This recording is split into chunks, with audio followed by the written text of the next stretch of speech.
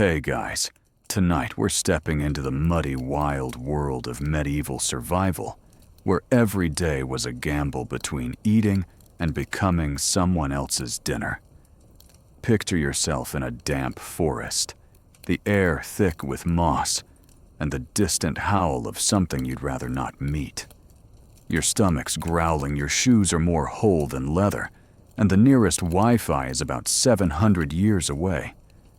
These medieval peasants didn't have survival apps or pre-packaged MREs. They had wits, grit, and a knack for turning twigs into tools. But let's be real, you probably won't survive this without a few tricks up your sleeve. So before you get comfortable, take a moment to like the video and subscribe, but only if you genuinely enjoy what I do here. Drop a comment with your location and local time. I love knowing where you're listening from. Now, dim the lights, maybe turn on a fan for that soft background hum, and let's ease into tonight's journey together. You're not a knight or a noble lounging in a candlelit hall. You're a peasant, maybe a runaway serf, with nothing but a tattered cloak and a stubborn will to see tomorrow. The medieval world is no fairy tale. It's a brutal patchwork of forests, bogs, and villages, where survival meant outsmarting nature, hunger, and the occasional bandit with a grudge. Historians estimate that in the 13th century, nearly 80% of Europe's population lived rurally, scraping by on what they could grow, find, or steal. Every skill you're about to learn was born from necessity, passed down through whispers and hard-earned scars. First, let's talk about your mindset. You can't afford to panic when a wolf's eyes glint in the dusk. Medieval survivors leaned on a kind of raw pragmatism. Every problem had a fix if you stayed calm and got creative. Take shelter, for instance. You're caught in a storm, rain stinging your face, and there's no inn for miles. You don't have an axe or rope, but the forest floor is littered with branches and vines. You'd start by finding a natural dip in the ground, maybe under a fallen tree, to shield you from the wind. Stack branches in a lean-to, weaving smaller sticks to block gaps. Mud smeared thick seals the cracks. It's not cozy, but it keeps you dry. Food is trickier. You can't just stroll into a medieval Tesco. The forest is your pantry, but it's also a minefield. Berries look tempting, but some, like the deadly nightshade, will have you clutching your gut in hours. Medieval foragers memorized safe plants through rhymes and elders' tales. Nettle, for example, stings like a wasp, but boils into a nutritious soup. You'd carry a stick to prod suspicious plants, avoiding anything with a milky sap, nature's red flag. A quirky tidbit: some peasants swore by eating charcoal to settle a sour stomach after a bad forage. Sounds like a gritty smoothie. Right water's another beast. Rivers were often medieval sewers, carrying everything from animal carcasses to village waste. You'd learn to spot slow-moving streams, less likely to be fouled, and boil the water if you could. No pot. You'd heat rocks in a fire and drop them into a hollowed-out log filled with water. It's slow, but it works. Historians still argue whether boiling was common knowledge or a lucky guess among medieval peasants. Either way, it saved lives. Fire is your lifeline, but flints weren't always handy. You'd rub sticks together, a method called friction fire, until your hands blistered. The trick was choosing dry, soft wood like cedar and keeping a nest of tinder, think dry grass or shaved bark, ready to catch the spark. One wrong move and you're back to square one, cursing in Old English. A mainstream fact: archaeological digs in medieval campsites often uncover fire pits lined with stones, proof that even nomads prioritized a reliable blaze. Let's not sugarcoat it. Your odds of surviving a medieval winter without these skills were slim. The cold didn't care about your social status. You'd layer every scrap of cloth you owned, stuffing straw into your shoes for insulation. Animal fat smeared on exposed skin was a crude but effective windblock. And here's a weird one: some peasants tucked hot stones into their clothes at night, like medieval hand warmers. Hope they didn't roll over too fast. You're also not alone out here. Community was survival. Villages pooled resources, sharing grain or tools when times got lean. If you were on the run, you'd need to charm your way into a hamlet, maybe offering to mend a fence for a meal. Barter was king. Nobody trusted coins when bread was scarce. You'd trade a day's labor for a cloak or a handful of dried fish. Danger wasn't just nature. Bandits roamed trade routes, and wolves weren't picky about their prey. You'd travel light, sticking to deer paths to avoid attention. A walking stick doubled as a weapon, and you'd sleep with one eye, open ears tuned to every snap in the dark. A light joke to ease the tension. Imagine explaining to a medieval bandit that you're just passing through, while he's eyeing your only potato like it's gold.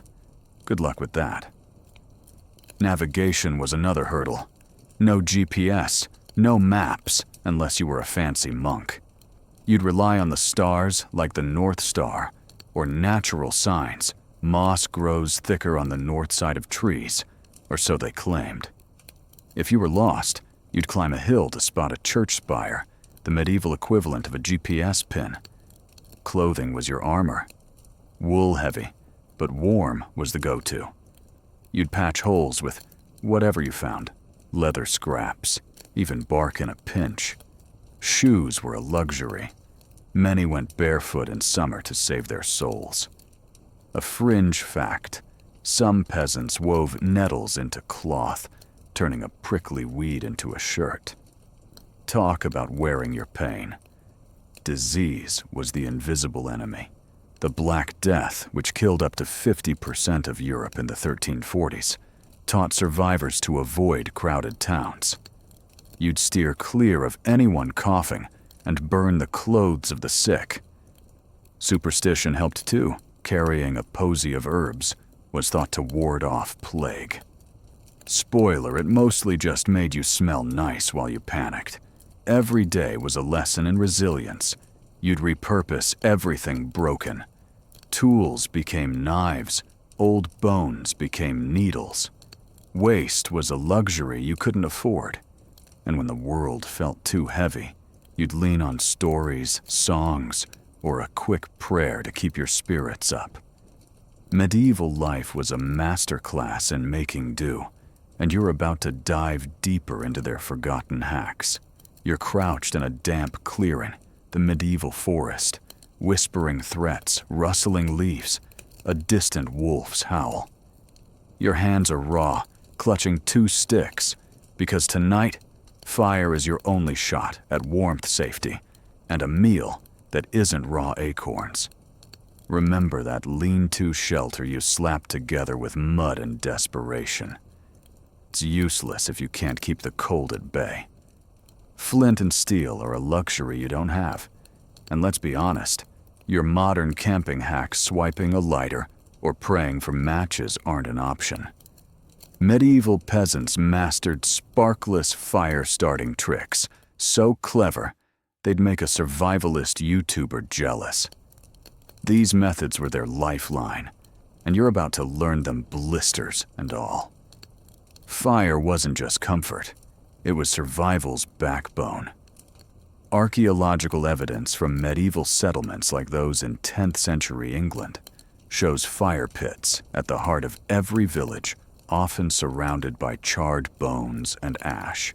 Without a blaze, you couldn't cook, purify water, or scare off predators eyeing your scrawny frame. But flints were rare for peasants. Knights and lords hoarded the good stuff. So you'd turn to friction, the slow, sweaty art of coaxing flames from wood. The bow drill was the go-to, a method so ancient it predates castles. You'd need a flat wooden board, a spindle stick, a curved branch for a bow, and some cord, maybe vine, or strips of your own ragged tunic. Here's how it works.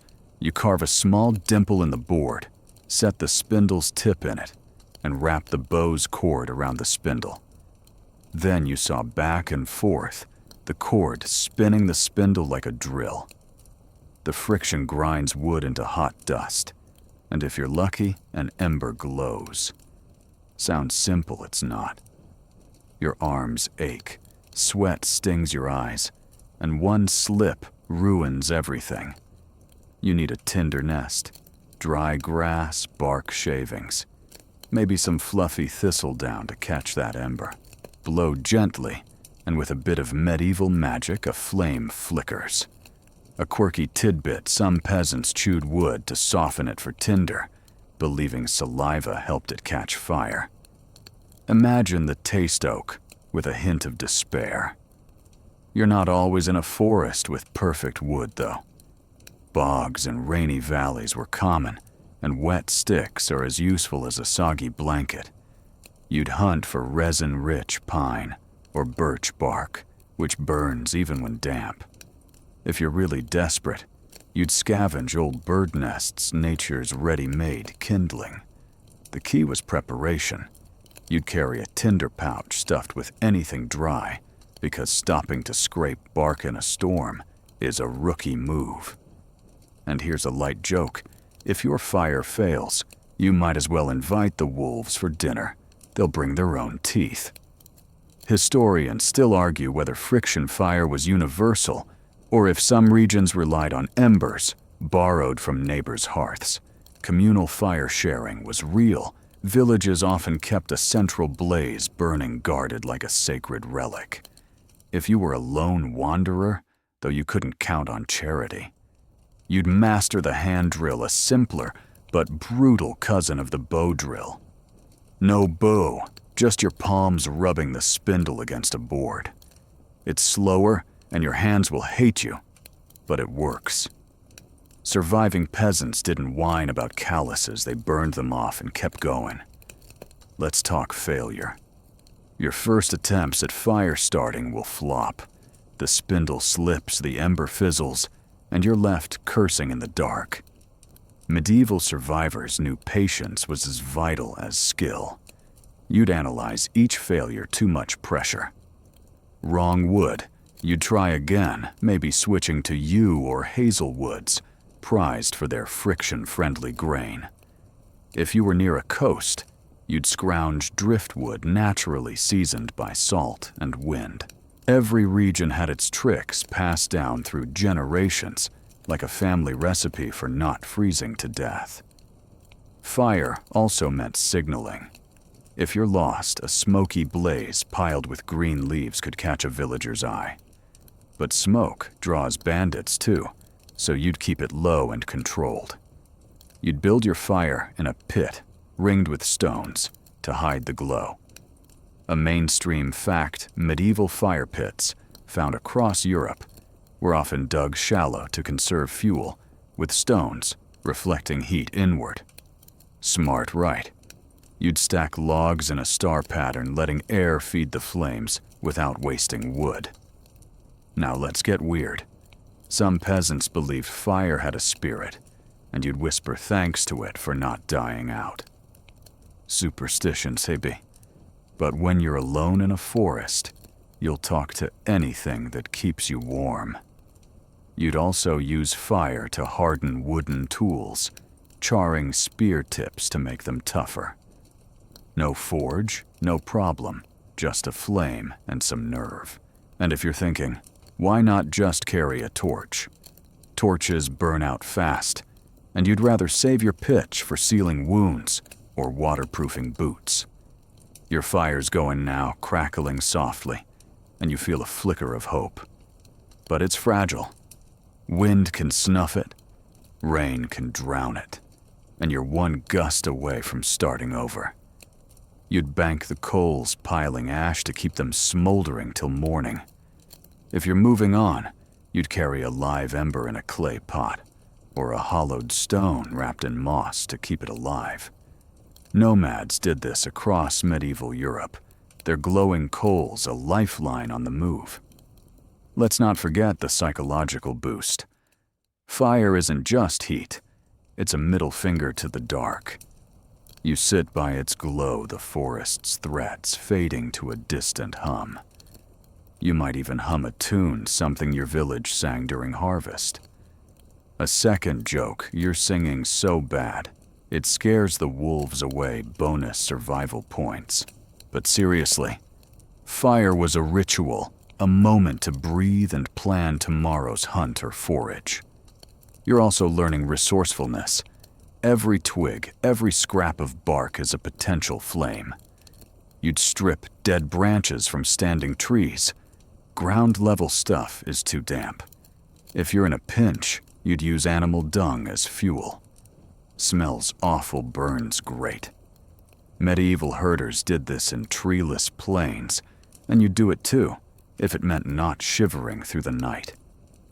Fire starting taught you resilience. Every failed spark was a lesson, every success a victory. You'd memorize the feel of good wood, the rhythm of the bow, drill the exact moment to blow on an ember. These weren't just skills, they were defiance against a world that didn't care if you lived. And when you finally get that flame, you'd guard it like a newborn, feeding it carefully, knowing it's the difference between you and the cold, hungry dark.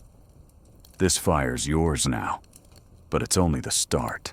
You've got a long road ahead, forests to forage, rivers to purify, and winters to outsmart. That charcoal smoothie from the last section, you might need it if your next meal goes wrong. Keep your tinder dry and your wits sharper, because the medieval wild doesn't give second chances. Your fire's crackling, a fragile victory against the medieval night, but your stomach's growling louder than the wolves circling beyond the trees. That lean-to from earlier keeps the rain off, but it's not filling your belly. You're deep in a forest, far from any village, and the only food is what you can pluck from the wild.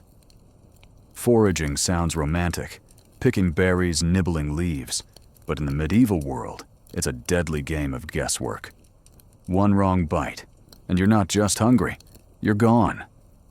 Peasants survived by knowing exactly what to eat and what to dodge their knowledge, a mix of hard-won wisdom and rhymes that doubled as warnings. You're about to learn their tricks, but fair warning, one slip, and you'll wish you'd stuck to that charcoal smoothie. The medieval diet was slim pickings. Most peasants lived on grain, barley, rye, maybe wheat if they were lucky, but crops failed often, and lords took the best harvests. By the 12th century, famines hit Europe every few decades, forcing even settled folk into the woods to forage. You're not hunting for truffles or gourmet mushrooms. You're after anything that won't kill you. The forest is a maze of green, and every plant is a question mark. Dandelions are safe, their bitter leaves edible raw or boiled. Nettles, those prickly jerks, turn into soup if you cook them long enough. But then there's hemlock, looking innocent with its lacy leaves ready to stop your heart. You'd carry a stick to poke plants, checking for milky sap, a sign to back off. You learn fast that looks deceive. Berries are the worst culprits. Red ones might be currants tart, but safe, or yew berries, which will have you seeing angels in hours. Medieval foragers relied on oral traditions, catchy rhymes like red and round. Leave it on the ground. You'd memorize these, whispering them as you crouch over a bush. A quirky tidbit, some peasants believed eating a handful of earth with their forage cleansed the body of poisons. Sounds like a dirt sandwich, but when you're starving, you'll try anything. You'd also watch animals, squirrels, nibble safe nuts, but even they avoid nightshade. If a bird's not touching it, neither should you. Foraging wasn't just about plants. You'd scavenge insects. Crickets roasted over that fire. You worked so hard for taste like nutty popcorn. Grubs fat and wriggly under rotting logs are pure protein. You'd gag at first, but hunger's a great chef. Mushrooms are trickier. Chanterelles, golden and earthy, are a prize, but the deathcap looks similar and lives up to its name. You'd learn to smell them. Safe ones have a mild, nutty scent. Deadly ones smell like decay. A light joke: imagine bragging to your village about your mushroom haul, only to realize you've got a deathcap salad. Awkward funeral. Historians still argue whether foraging was a primary food source or a last resort for most peasants. Some say it sustained entire communities during lean years. Others think it was too risky, reserved for outcasts and runaways. Either way, you're doing it because you have no choice. You'd start early at dawn, when dew makes plants easier to spot. You'd avoid open fields too exposed to bandits and stick to forest edges where variety thrives. A mainstream fact: medieval records like monastic herbals list dozens of wild plants used for food and medicine, from sorrel to wild garlic, showing how deep this knowledge ran. You're not just eating to survive, you're eating to keep moving. Foraging takes energy, and you're burning more calories than you're finding. You'd prioritize high-value foods, hazelnuts packed with fat, or acorns, which you'd soak to leach out bitter tannins. Acorns were a medieval staple. Whole villages ground them into flour during famines. You'd carry a sack, maybe a scrap of cloth tied to your belt to haul your finds. If you're lucky, you'd stumble on a wild apple tree, but those fruits are tiny, sour, and wormy. Still, you'd eat the core, and all spitting out only the seeds. Dangers everywhere. Some plants don't kill, but make you wish they did. Monkshood causes vomiting so bad, you'd rather face a wolf. You'd learn to test plants, rub a bit on your skin, wait for a rash, then touch it to your lips. If it burns, spit and run. This wasn't science, it was survival. You'd also avoid plants near rivers too likely to be contaminated by upstream villages. That water-purifying trick with hot rocks, you'd use it for boiling foraged greens just to be safe. You're learning patterns. Plants grow in clusters, find one edible root, and there's likely more nearby. You dig with a sharpened stick, pulling up burdock or wild carrots. These taste like dirt, but they fill you up. You'd also look for signs of human tampering. Broken stems or dug earth means someone's been here, and they might have left safer pickings. But you're wary. Other foragers aren't your friends. They'll fight for a patch of sorrel like it's gold. A second joke: try bartering your grubs for their berries, and they'll laugh so hard they might share out of pity. Foraging changes how you see the world. Every hedge is a pantry, every clearing a potential feast. But it's slow work. A full day might yield a handful of nuts, some greens, and a single crab apple. You'd eat as you go, saving the best for later. You'd also dry some fines over your fire-stringing berries on vine to preserve them. Waste is your enemy. Every leaf, every root has a use. Even nettle stems can be twisted into cord for snares. You're not alone in this forest. You'd watch for signs of others: trampled grass, snapped twigs. If you're smart, you'd share a find with a fellow wanderer to avoid a fight. Community like that village barter system starts here with a grudging handful of acorns. But trust is thin. You'd sleep with your sack under your head knife ready. That fire's glow feels safer now, but it's also a beacon. You'd keep it small, just enough to cook your haul. The psychological toll is real. Foraging is hope and dread in every bite. You're never sure if that berry was safe, and every stomachache feels like doom. You'd lean on routine check, test, eat to stay sane. You'd also talk to yourself, maybe reciting those plant rhymes like a prayer. A third joke, your foraging chants, so catchy, the squirrels start humming along, but they're still not sharing their stash. You're getting better though. You spot safe plants faster, your sticks notched with every success. You'd mark good spots with a stone pile hoping to return. But the forest shifts, floods frost, or other foragers can strip a patch bare. You'd adapt, moving deeper, learning new plants. That nettle shirt you heard about. You're eyeing the plants, now wondering if it's worth the stings. This is survival, one leaf at a time. You're not thriving, but you're alive. And that's enough. Your fire's low, your sack's got a few nuts, and you're ready for the next challenge.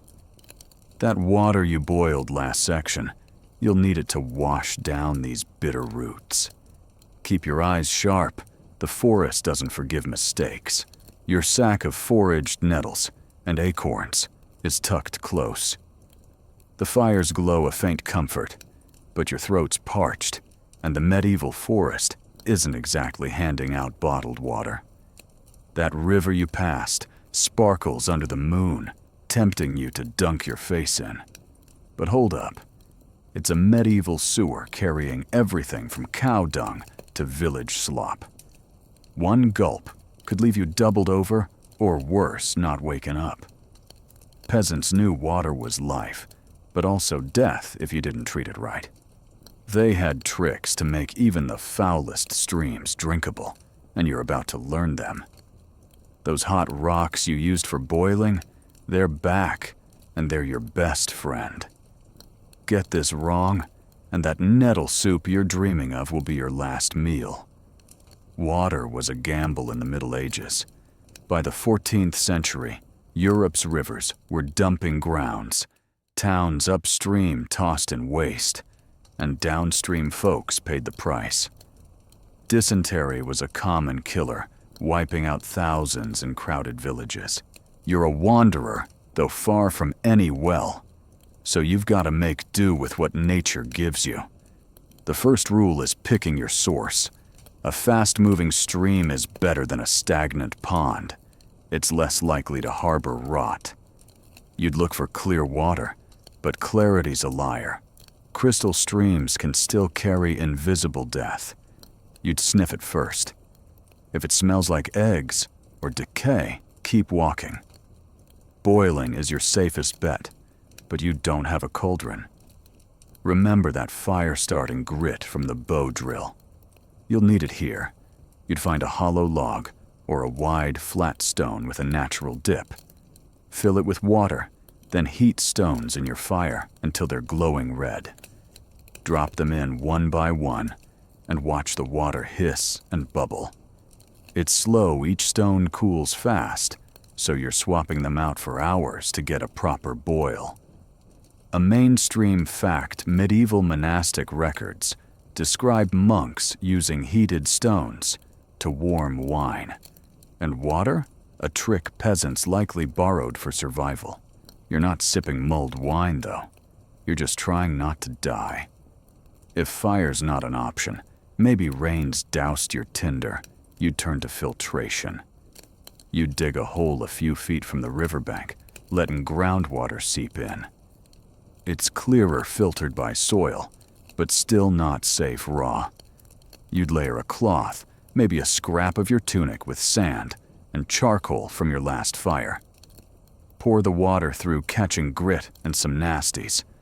It's not perfect, but it's better than chugging straight from the stream. A quirky tidbit some peasants swore by tossing a silver coin into their water, believing it kept sickness at bay. Spoiler, it didn't, but it made them feel fancy while they got sick anyway. You're learning to spot good water by instinct. Springs bubbling from hillsides are gold cleaner than rivers less likely to be fouled by upstream villages. You'd mark these spots with a notched stick, praying no one else finds them. If you're desperate, you'd collect morning dew, dragging your cloak through wet grass and wringing it into a cup. It's barely a sip, but every drop counts. You'd also watch animals deer drink from cleaner sources, but pigs will slurp anything, so avoid their wallows. A light joke: follow a deer to water, not a pig, unless you want a mud bath with your dysentery. Historians still argue whether peasants boiled water regularly or just got lucky with strong stomachs. Some say boiling was reserved for cooking, not drinking, and most drank raw water, trusting fate. Others point to surviving oral traditions that stress cooking the river before drinking. Either way, you're not taking chances. You'd boil when you could filter when you couldn't, and always sip slowly, checking for a sour aftertaste. If your stomach rumbles, you're reaching for that charcoal you ate after a bad forage. It's your medieval Pepto-Bismol. Carrying water is another headache. No canteens here. You'd use a hollowed gourd sealed with pine pitch, or a leather pouch if you're lucky.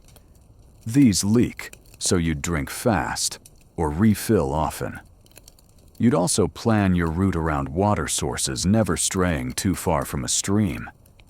If you're crossing a dry plain, you'd soak a cloth and suck on it to ration moisture. Every choice is a balance. Carry too much, and you're weighed down. Carry too little, and you're crawling through dust. Weather screws you over too. Rain's a blessing, but it turns streams, muddy, clogging your makeshift filter. You'd catch rainwater in broad leaves, or a stretched hide funneling it into your gourd. Drought's worse. Rivers shrink, springs dry, and you're licking rocks for moisture. You dig deeper by riverbanks, praying for a trickle.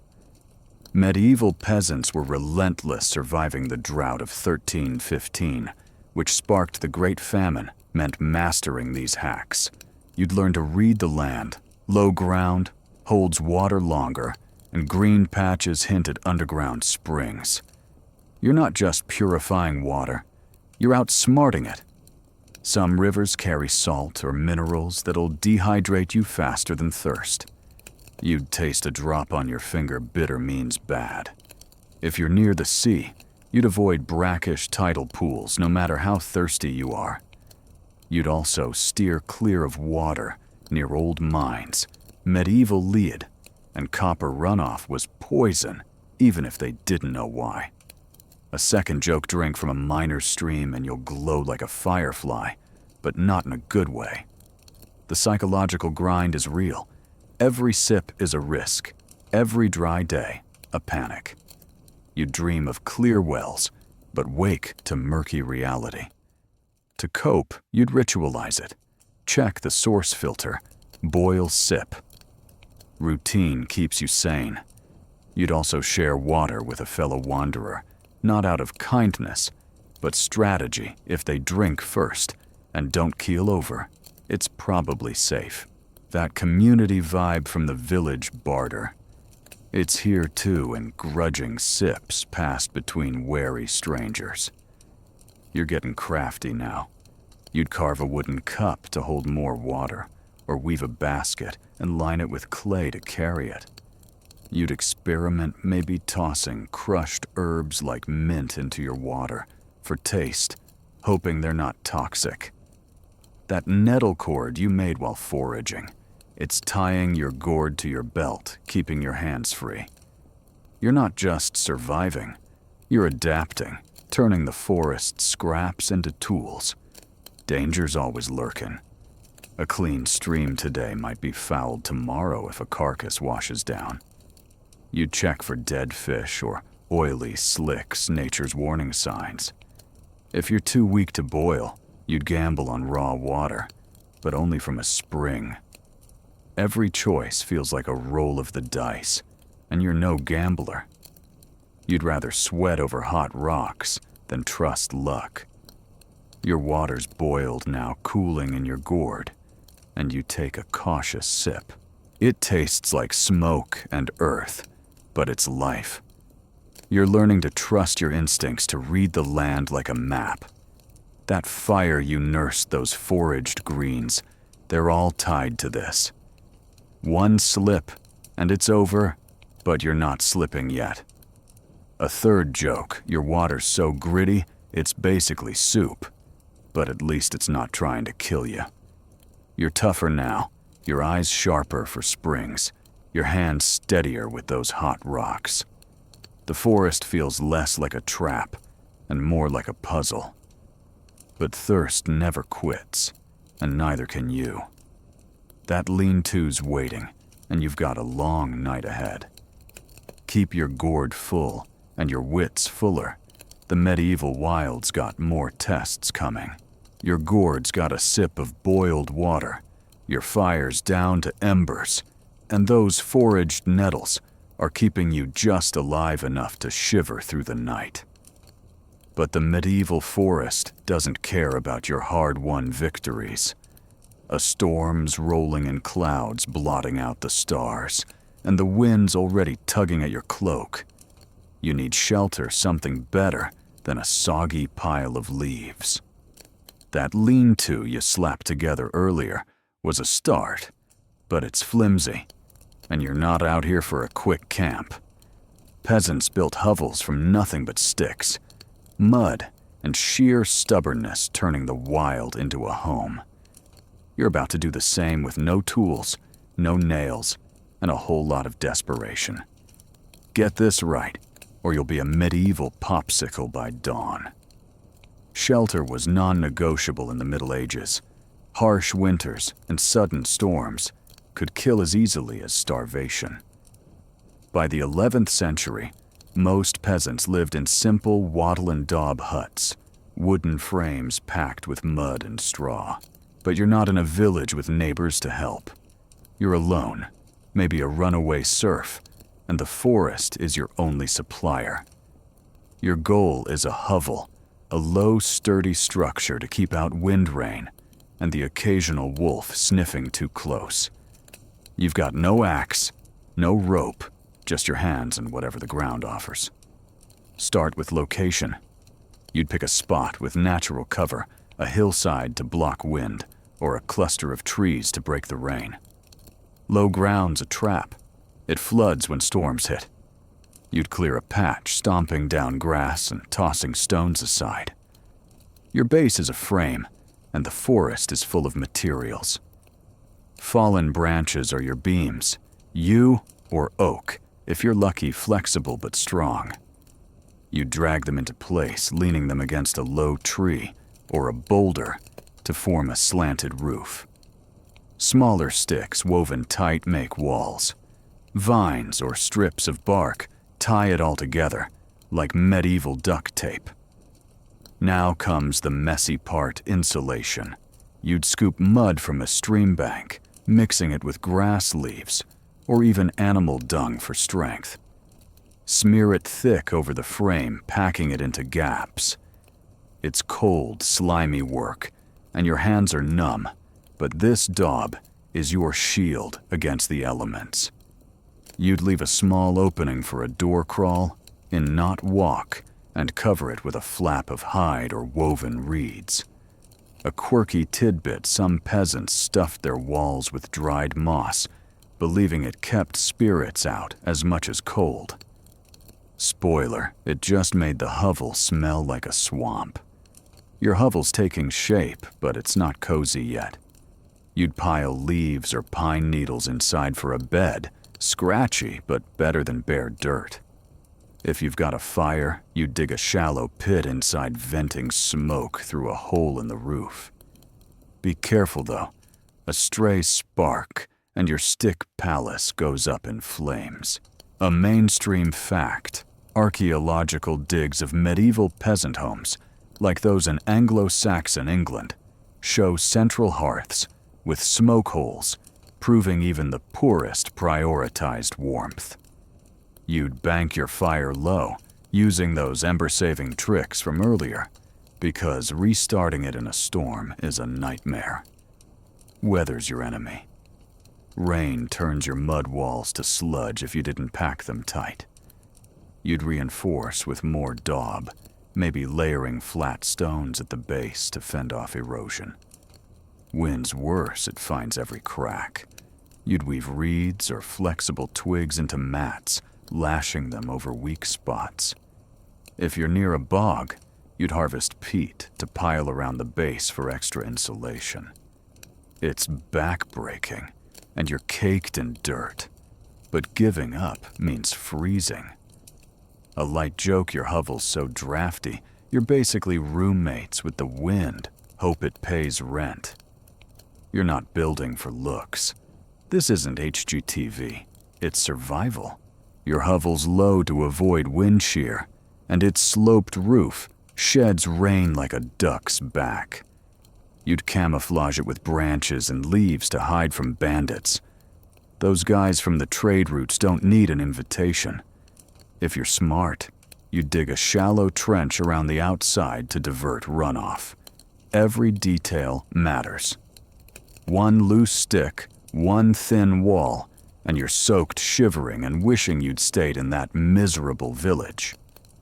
Historians still argue whether lone wanderers built semi-permanent hovels or stuck to temporary shelters.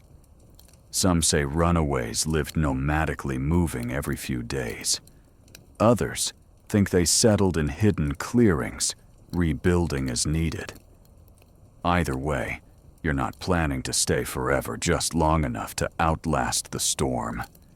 You'd make your hovel sturdy, but light ready to abandon if a lord's men come sniffing. That nettle cord you twisted while foraging, it's lashing your frame tight, proving every skill builds on the last. Resources are scarce, so you're scavenging like a pro. A broken branch isn't trash, it's a wall brace. A slab of bark? That's a door flap. You'd even use animal bones, wedging them into the frame for extra support. If you find a deer hide, maybe from a carcass, wolves left behind, you'd drape it over the roof for waterproofing. Waste is a luxury you can't afford, just like with those foraged acorns or boiled water. You're learning to see the forest as a toolbox, every scrap a potential lifesaver. The psychological weight hits hard. Building a shelter feels like defiance, but every creak in the night makes you jump. Is that the wind, or a bandit you'd keep a stick, close sharpened with a stone ready to swing? To cope, you'd hum a tune, maybe one your village sang at harvest. Routine keeps you grounded. Check the walls, bank the fire, listen for trouble. A second joke, your hovel's so cozy, you're tempted to invite a wolf in for tea. Just don't expect it to bring biscuits. You're not alone even out here. You'd watch for signs of others, old fire pits, trampled grass. If you're lucky, you'd trade labor with a fellow wanderer, helping them build in exchange for a share of their fire. That community barter vibe is creeping back, one cautious deal at a time. But trust is thin. You'd sleep with your knife, close your sack of foraged goods tucked under your head. Your hovel's done, or as done as it's getting. You crawl inside, the air damp, but warmer than outside. The fire's low, casting shadows on the mud walls. Rain patters on the roof, but you're dry for now. You're exhausted, your hands cracked from mud and vines. But you've got a roof, a fire, and a chance. You're starting to think like a peasant. Every problem has a fix if you're stubborn enough. That water gourd? It's by your side, and those foraged greens are waiting for tomorrow's meal. Danger's still out there. A bad storm could collapse your work, or a curious bear might poke around. You'd reinforce daily, adding mud-tightening vines. You'd also plan an escape route, a low gap in the back wall for a quick exit. The forest doesn't play fair, and neither do you. A third joke, your hovel's so well hidden even you might not find it tomorrow. Hope you left breadcrumbs. You're tougher now, your eyes sharper for good branches, your hands steadier with mud. This shelter's not just sticks and dirt. It's proof you can outsmart the wild. But the forest is patient, and you're not done yet. That fire needs tending, and those foraged goods won't last forever. Keep your knife sharp, and your wits sharper. The medieval world's got more lessons to teach. You're huddled in your mud-caked hovel, the fire casting flickers on the walls, your gourd of boiled water and sack of foraged nettles keeping you just this side of alive. But hunger's gnawing harder now, and those bitter greens aren't cutting it. You need meat, something to fuel you through the medieval forest's endless grind. Knights might ride out with hounds and spears, but you're no noble. You're a peasant with a stick, some vines, and a desperate need to eat. Hunting's your next move, but forget bows or blades. You're using traps and wits, the kind of tricks that kept villagers fed when crops failed. One wrong step, and you're the prey. Let's hope you're sneakier than that wolf eyeing you from the shadows. Hunting wasn't a sport in the Middle Ages. It was survival. By the 13th century, most forests were claimed by lords, who banned peasants from killing game deer, and boars were for nobles, not you. Poaching could cost you a hand, or your life, so you'd stick to small fry rabbits, squirrels, maybe a hedgehog if you're lucky. These critters were fair game, and every village had trappers who knew their habits. You're learning their ways, crouching in the underbrush, your hands busy with vines and branches. Your goal is a snare or pitfall, simple but deadly set, where animals scurry. Start with a snare. You'd find a game trail, narrow paths, worn by paws, dotted with droppings. Rabbits love these darting through at dawn. You'd take that nettle cord you twisted while foraging and tie a slip knot, looping it around a bent sapling. Anchor the sapling with a stake, then set the noose low, just wide enough for a rabbit's head. When it hops through the sapling, snaps up, and dinner's dangling. Sounds easy. It's not. You'd spend hours getting the tension right, your fingers raw from tying knots.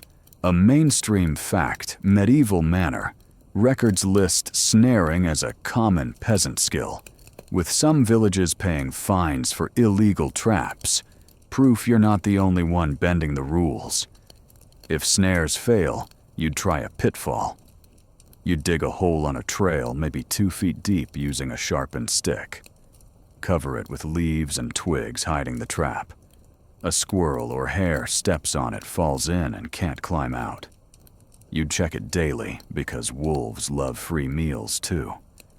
A quirky tidbit, some trappers smeared their pits with crushed herbs, believing the scent lured game. Probably just made the critters sneeze before they fell. You'd keep your traps small. Big pits take too long, and you're not wrestling a boar with your bare hands. You're learning to think like your prey. Rabbits stick to cover, avoiding open clearings. You'd watch for nibbled plants or fresh tracks. Soft mud's a dead giveaway. Timing matters too. Dawn and dusk are when animals move, so you'd set traps at night, checking them before the sun's high. You'd move quietly, stepping on rocks to hide your scent. If you're too loud, you're eating nettles again. A light joke, crunch a twig, and the whole forest knows you're a rookie, might as well ring a dinner bell for the wolves. Historians still argue whether poaching was widespread or rare among peasants. Some say hunger drove even the timid to trap game. Others think fear of punishment kept most law-abiding relying on fish or birds instead. Either way, you're out here with no choice. You'd avoid deer trails too risky and lords foresters patrol those. Stick to hedges and thickets where small game thrives. That hovel you built. It's your base, close enough to check traps, but hidden from prying eyes. Traps are only half the game. You need to kill and clean your catch. Rabbits caught thrashing in your snare. You'd dispatch it quick, a sharp rock to the head because hesitation wastes energy. Skinning's next. You'd use a flint chip scraped from a riverbank to slice the hide. Gut it fast, tossing the innards far from your hovel to avoid attracting predators. The meat's tough, barely a meal, but you'd roast it over your fire-saving bones for broth. Nothing's wasted those foraged acorns. Boil them with the broth for extra bulk. Dangers everywhere. Traps can backfire. A bad knot, and your snare's useless. A poorly hidden pit, and you're the one limping. Worse, your traps might catch a lord's prized hare, and his men don't care about your empty stomach. You'd camouflage your work, scattering leaves over stakes. You'd also watch for rival trappers, other wanderers who will steal your catch or rat you out. That community barter from the village. It's shaky out here.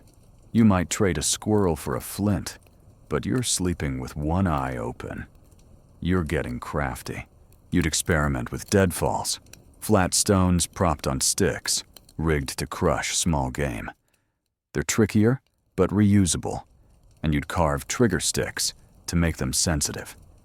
You'd also try bird traps, looping vines into nets to snag pigeons. Every success builds your confidence, but every failure stings. A sprung snare with no catch means another hungry night. You'd analyze each miss, too tight wrong trail. You'd adjust, learning the forest's rhythms like a song. The psychological toll is brutal. Waiting for traps feels like praying for rain, hope mixed with dread. You'd check your snares at dawn, heart pounding, only to find them empty. To cope, you'd talk to yourself, maybe naming your traps like old friends. Routine keeps you sane. Set, check, reset. A second joke, your snares are so loyal they catch nothing but your dreams of a full belly. But when you finally snag a rabbit, it's a rush-proof. You're not just surviving, you're outsmarting the wild. You're not a lone wolf. You'd watch for signs of others, broken snares, stolen game. If you're smart, you'd share a catch with a fellow wanderer to avoid a fight. But trust is a gamble. You'd hide your best traps, marking them with a stone only you'd recognize. That fire you nursed, it's roasting your catch. Now the smell a risky beacon. You'd keep it low, banking coals to hide the glow. Weather's a pain. Rain washes away tracks, making trails hard to find. Frost hardens the ground, slowing your digging. You'd adapt, setting snares under evergreens for cover, or using frozen mud to weigh down deadfalls. You'd also learn to read the wind animals avoid traps if your scent's blowing their way. The water gourd. You're sipping it sparingly because hunting's thirsty work, and you can't afford to scout new springs today. Your first rabbit's roasting fat, dripping into the fire, and you're almost proud. You'd save the hide, scraping it clean for a future pouch. The bones. Their tools now may be a needle for your cloak. Every piece matters, just like those foraged greens or mud walls. You're starting to see the forest as a system, traps, trails, and tricks all connected. That nettle cord's holding strong, and those hot rocks are ready for tomorrow's broth. Danger's still out there. A snapped branch could be a boar, not a bunny, and you're not fighting that with a stick. You'd move your traps, often staying unpredictable. Foresters might spot your smoke, so you'd scout escape routes from your hovel. A third joke, your traps are so good, you're worried you'll catch a lord's ego.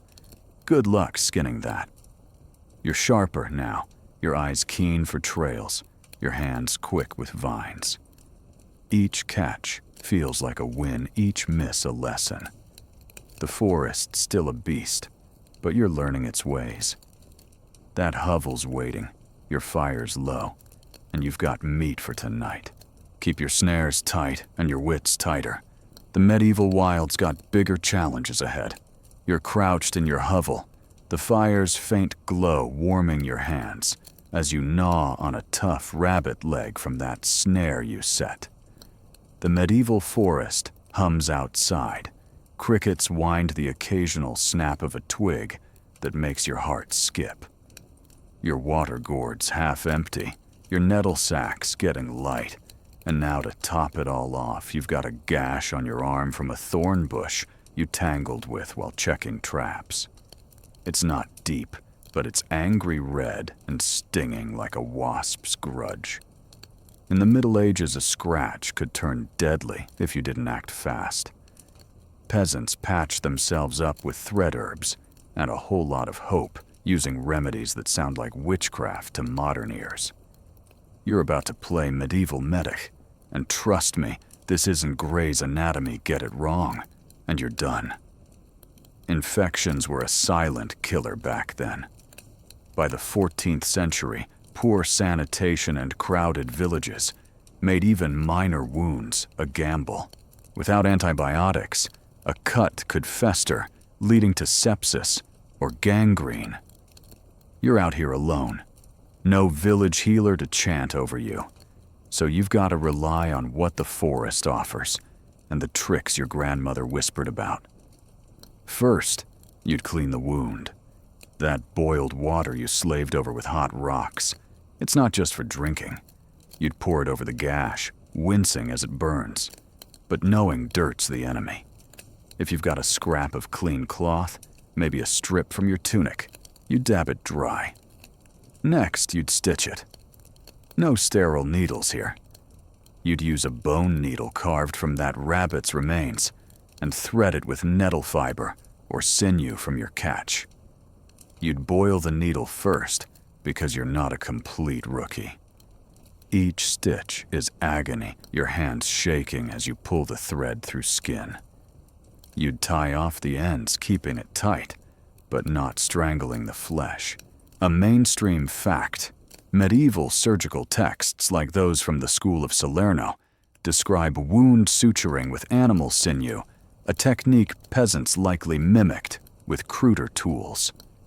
You're no scholar, but pain's a great teacher. Now for the herbs. The forest is your pharmacy, but it's a minefield just like foraging.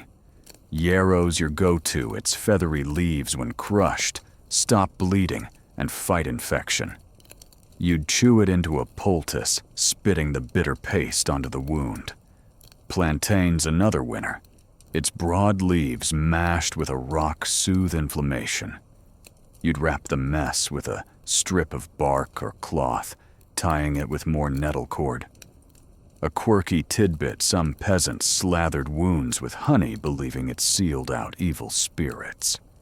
It actually worked. Honey's a natural antibacterial, but you're fresh out unless you're brave enough to rob a beehive. You're not done yet. Infection's sneaky, and you'd watch that gash like a hawk. Redness or pus means trouble. If it festers, you'd reopen the wound, clean it again, and pray.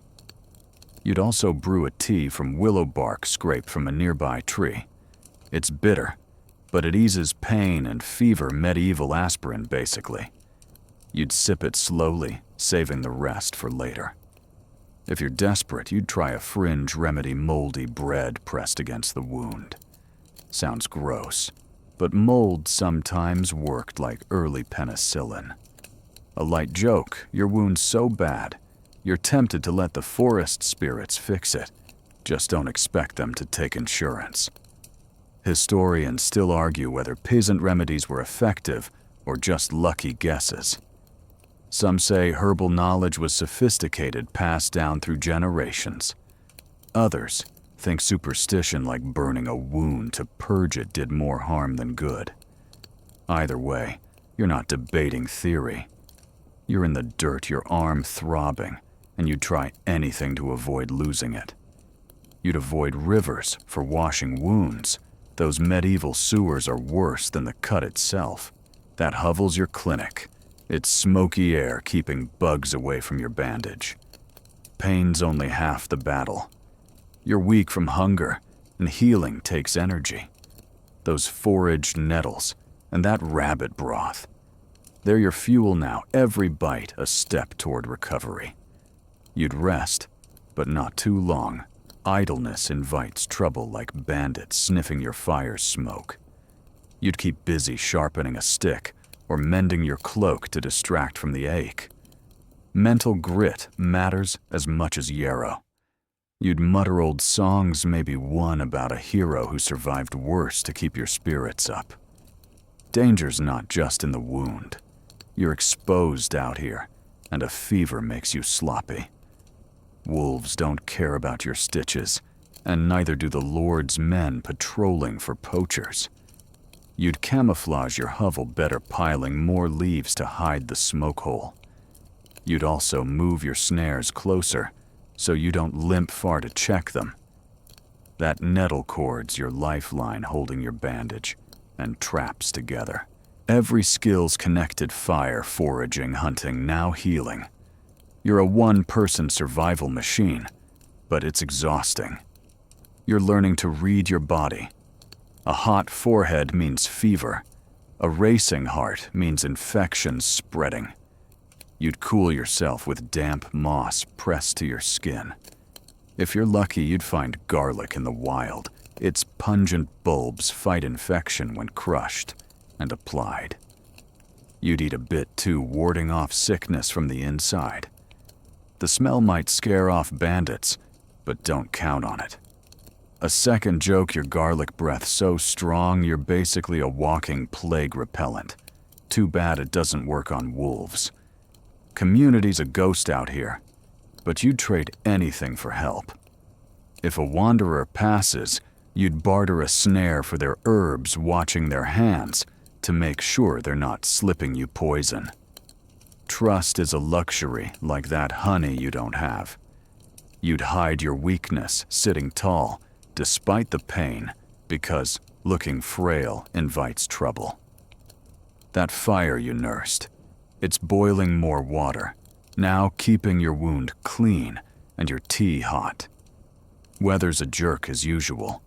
Rain soaks your bandage, risking rot. You'd replace it drying new cloth by the fire. Cold's worse, it slows healing, so you'd stuff your cloak with leaves for extra warmth. You'd also move your fire pit closer to your bed of pine needles, risking smoke but needing the heat. Every choice is a trade-off: warmth versus stealth, rest versus hunger. You're learning to balance, to prioritize, to survive. The psychological toll is a beast. Every twinge feels like death creeping in. You'd fight panic by focusing on tasks. Check the wound, brew tea, set a trap. Routine is your anchor. You'd also lean on superstition, maybe tucking a sprig of yarrow under your bed for luck. It's nonsense, but it feels like control. When the pain eases, you'd notch your stick, marking a win. Small victories keep you going, like that rabbit you snared, or that hovel still standing. Your gash is closing, the redness fading, and you're almost cocky. You'd keep the stitches in, letting them dissolve naturally. You'd save the bone needle, knowing you'll need it again. The forests taught you resilience. Every scar's a lesson, every poultice a triumph. That water gourd, it's full ready for the next crisis. Those foraged greens, they're in a broth giving you strength. You're not a healer, but you're not dead, and that's enough. Danger's still out there. A new cut, a bad herb, or a fever could undo everything. You'd check your wound daily, sniffing for rot. You'd also scout for more yarrow, building a stash. The forest's a pharmacy, but it's stingy, and you're not taking chances. A third joke, your stitches are so neat. You're ready to open a medieval tailor shop, just don't expect repeat customers. You're tougher now, your hands steadier with that bone needle, your eyes sharper for healing plants. The forest's still a maze, but you're mapping it one herb at a time. Your hovel's holding your fires low, and you're patched up for now. Keep your herbs close, and your wits closer. The medieval wild's got more ways to break you. You're curled up in your hovel, the fire's faint warmth battling the chill seeping through the mud walls. Your stitched-up arm throbs, less thanks to that yarrow poultice, and your belly's holding steady with rabbit broth and foraged greens. But winter's creeping in the medieval forest, turning brittle with frost. Your breath clouds in the air, and your tattered cloak's about as useful as a paper towel against the cold. Peasants didn't have down jackets or electric blankets. They layered, scavenged, and hacked their way through freezing nights with tricks you'd never find in a modern survival guide. You're about to learn how to outsmart winter's bite, because if you don't, that hovel's just a fancy icebox. Winter was a killer in the Middle Ages. The Little Ice Age, starting around the 14th century, brought brutal cold snaps that could wipe out entire villages. Crops failed, livestock starved, and peasants huddled in homes barely warmer than the snow outside. You're not in a village, though. You're a lone wanderer, and the forest offers no mercy. Your first move is layering. You'd pile on every scrap of cloth you own, starting with a linen shift, then wool tunics, then that cloak you've been patching since forever. Wool's your hero. It traps heat even when wet. You'd stuff straw or dry leaves inside your clothes, creating a makeshift quilt. A mainstream fact, medieval wills often listed woolen garments as prized possessions, showing how vital they were for survival. Your shoes, if you've still got them, are a problem. Leather wears thin, and frostbite's a real threat. You'd wrap your feet in strips of bark, or hide, tying them with nettle cord. If you're lucky, you'd find a dead rabbit's pelt, soft, warm, and perfect for lining boots. You'd also stuff grass inside for insulation, shaking it out daily to avoid rot. Hands are trickier.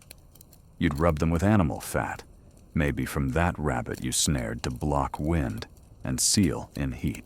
Its greasy smells awful, but it works. A quirky tidbit, some peasants tucked hot stones into their clothes at night, warmed by the fire as portable heaters. Roll over too fast, though, and you're nursing a burn instead of frostbite. Your hovel needs winterproofing, too. That mud and stick setup's holding but cracks, let in icy drafts. You'd pile more mud on the walls, mixing in peat or dung for extra thickness. If you're near a bog, you'd cut peat blocks to stack around the base blocking wind. You'd also weave reed mats to cover the door flap, doubling up for insulation. Your fire's your lifeline, but fuel's scarce in winter green. Wood smokes, and dry wood's hard to find. You'd scavenge fallen branches, splitting them with a sharp stone to expose dry cores. That bow drill fire-starting trick, you're a pro now, but wet wood tests your patience. You'd keep a tinder stash, birch bark, or thistledown dry inside your hovel. Heat management is an art. You'd bank your fire with ash to keep coals alive, saving fuel. You'd sleep close to the hearth, but not too close. Sparks love dry leaves. You'd also dig a shallow trench inside your hovel to trap warm air curling up in it, like a human burrito. A light joke, your hovel's so toasty, you're tempted to invite the local bear for a sleepover. Just hope he doesn't hog the fire. You'd vent smoke, carefully enlarging the roof hole just enough to avoid choking. Too big, and you're letting heat escape. Too small, and you're coughing all night. Historians still argue whether peasants relied more on layering or shelter for winter survival. Some say clothing was key, with families pooling garments. Others point to excavated hovels, with thick walls suggesting shelter was the real defense. Out here, you need both. Your cloak's your armor, but your hovel's your fortress. You'd reinforce daily patching cracks with mud before they freeze. If snow falls, you'd pile it against the walls for extra insulation, but clear the roof too much weight, and your stick frame collapses. Resources are tight. You'd scavenge animal hides from carcasses. Wolves leave scraps if you're quick. These become mittens, hoods, or blankets. You'd also collect pine needles, layering them under your bed for warmth and cushion. Nothing's wasted that rabbit bone needle stitching new patches on your cloak. Those foraged acorns, they're ground into a paste, mixed with fat for a calorie boost.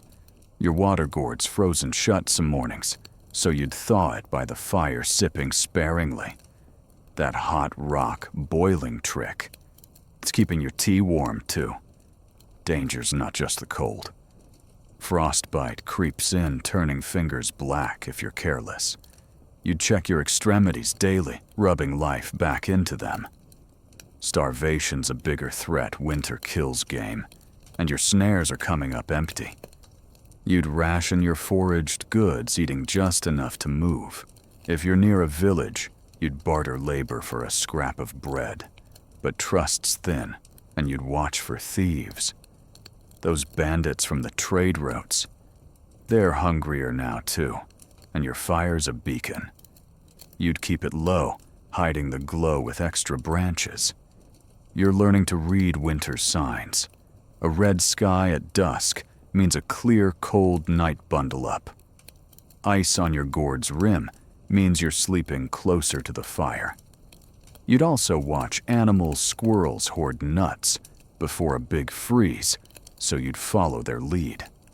Stockpiling what you can. A second joke, you're so good at layering, you look like a walking haystack. Good luck running from wolves like that. You'd move slowly, conserving energy because every calorie counts when the forest's frozen. The psychological grind is brutal. Winter feels personal, like the cold's out to get you. You'd fight despair by staying busy, mending clothes, gathering wood, checking traps. You'd hum tunes, maybe a winter song from your village, to keep your mind off the chill. Superstition helps too. You'd carve a small charm from a stick, believing it wards off frost. It's nonsense, but it's hope. When your fingers thaw by the fire, you'd notch your stick, marking another day you didn't freeze. Community's a faint hope. If you find another wanderer, you'd share fire for warmth, but you're not swapping cloaks. You'd trade a snare for a hide, watching their hands for tricks. That bartering instinct from the village is your edge, but out here, it's every soul for themselves. You'd hide your best gear, gourd, needle tinder under your bed of needles. Your hovel's your sanctuary, and you're not letting anyone close enough to steal it. Weather's your biggest foe. Blizzards bury your traps, and ice makes scavenging hell. You'd break frozen branches with rocks, saving strength for digging. If a thaw hits, you'd watch for floods. Your hovel's low spot could turn into a pond. You'd adapt, raising your bed with stones, or moving to higher ground. That nettle cord's tying new mats, now keeping the damp out. Every fix builds on the last fire, foraging, hunting, healing, now insulating. Your hovel's holding the fires steady, and you're layered like a medieval onion. You're not warm, but you're not dead, and that's a win. You'd curl up, straw crunching under you, and listen to the wind howl. Your arms healing, your stomach's quiet, and your gourd's got a sip left.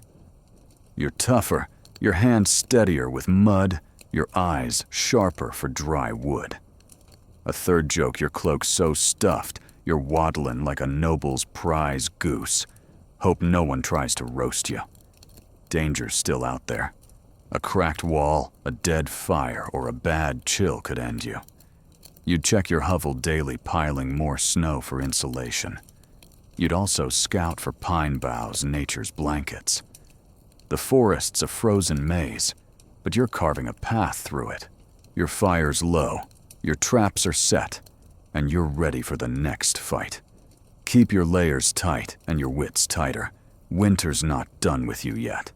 You're tucked in your hovel, the wind howling outside. But your layered cloak and straw-stuffed boots are keeping winter's claws at bay. Your arms healing, that yarrow poultice doing its job, and your snares scored a scrawny squirrel today. Your gourd's got a sip of boiled water, and those foraged nettles are waiting, but you're craving something more than broth. Cooking in the medieval wild isn't about whipping up a feast. It's about turning questionable meat and bitter greens into something that won't kill you. Peasants roasted, boiled, and improvised with no kitchen, no spices, just a fire and a lot of nerve.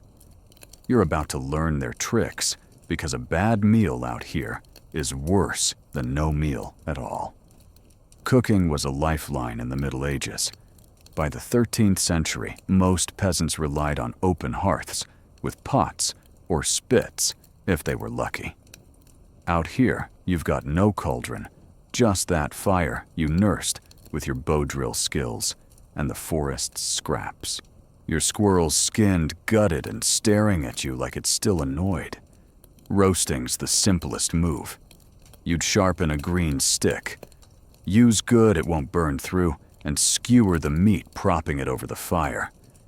Turn it slowly, letting fat drip into the flames. Too close and it chars.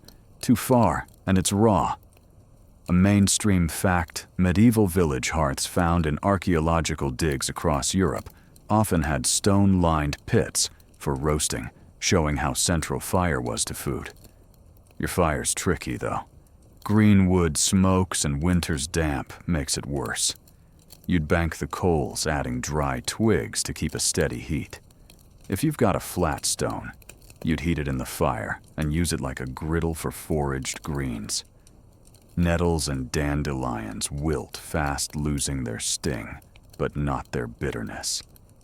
You'd mix in acorns soaked to cut the tannins for bulk.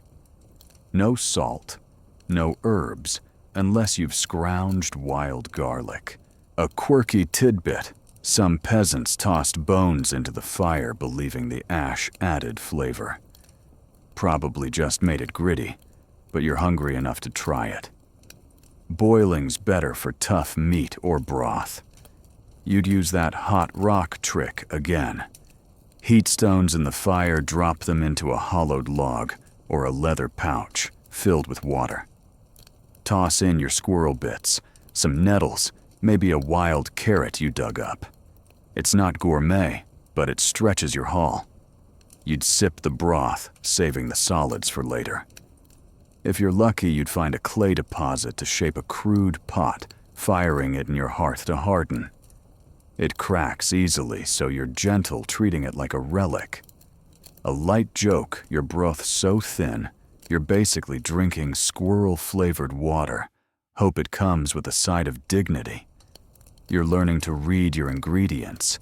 Spoiled meat smells sour, and you'd sniff it twice before cooking. If it's borderline, you'd boil it longer, hoping heat kills whatever's lurking. Foraged plants are riskier. Get hemlock instead of wild carrot, and you're done.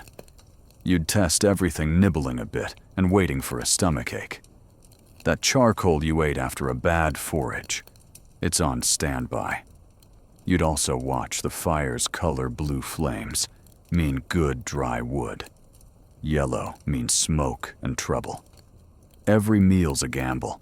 and you're not betting your life on a bad hunch. Historians still argue whether peasants cooked daily or stretched meals over days. Some say hunger forced constant foraging and cooking.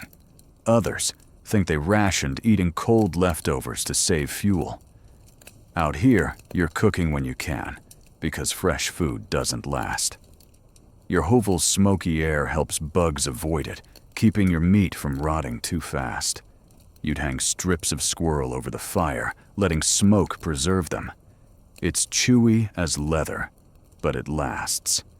That nettle cord's tying your meat strips now, keeping them off the dirt. Resources are everything. You'd use bones for broth, boiling them until they're soft enough to chew. Skins become pouches or fuel if they're too mangy. You'd even roast grubs or crickets from your foraging days. They're quick protein crunching like burnt toast. Nothing's wasted. If you find a bird's nest, you'd snatch the eggs, cooking them on a hot stone. They're tiny, but they're a treat. Your water gourd's your cooking pot too when you're not drinking from it. Every tool pulls double duty, just like your hovel's walls doubling as storage. You're hunched over your fire, savoring the last bites of smoky squirrel, the hovel's walls holding back the winter chill. Your stitched arms healing your gourd's got a sip of boiled water, and those foraged greens are long gone. But you're running low on everything food tinder hope. The medieval forest isn't a supermarket, and your snares aren't always lucky. You need tools, a better knife, maybe a thicker cloak to survive the next freeze. Villages and markets are your only shot, but you've got no coin, just a few bones and a scrap of hide. Bartering's your way forward, and medieval peasants were masters at trading scraps for survival. You're about to step into their cutthroat world of haggling, where one bad deal could leave you empty-handed, or worse. Markets were the lifeblood of medieval Europe.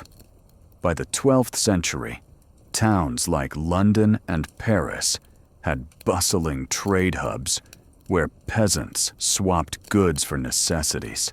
Out here, you're aiming for a hamlet market, a muddy square with a few stalls and wary traders.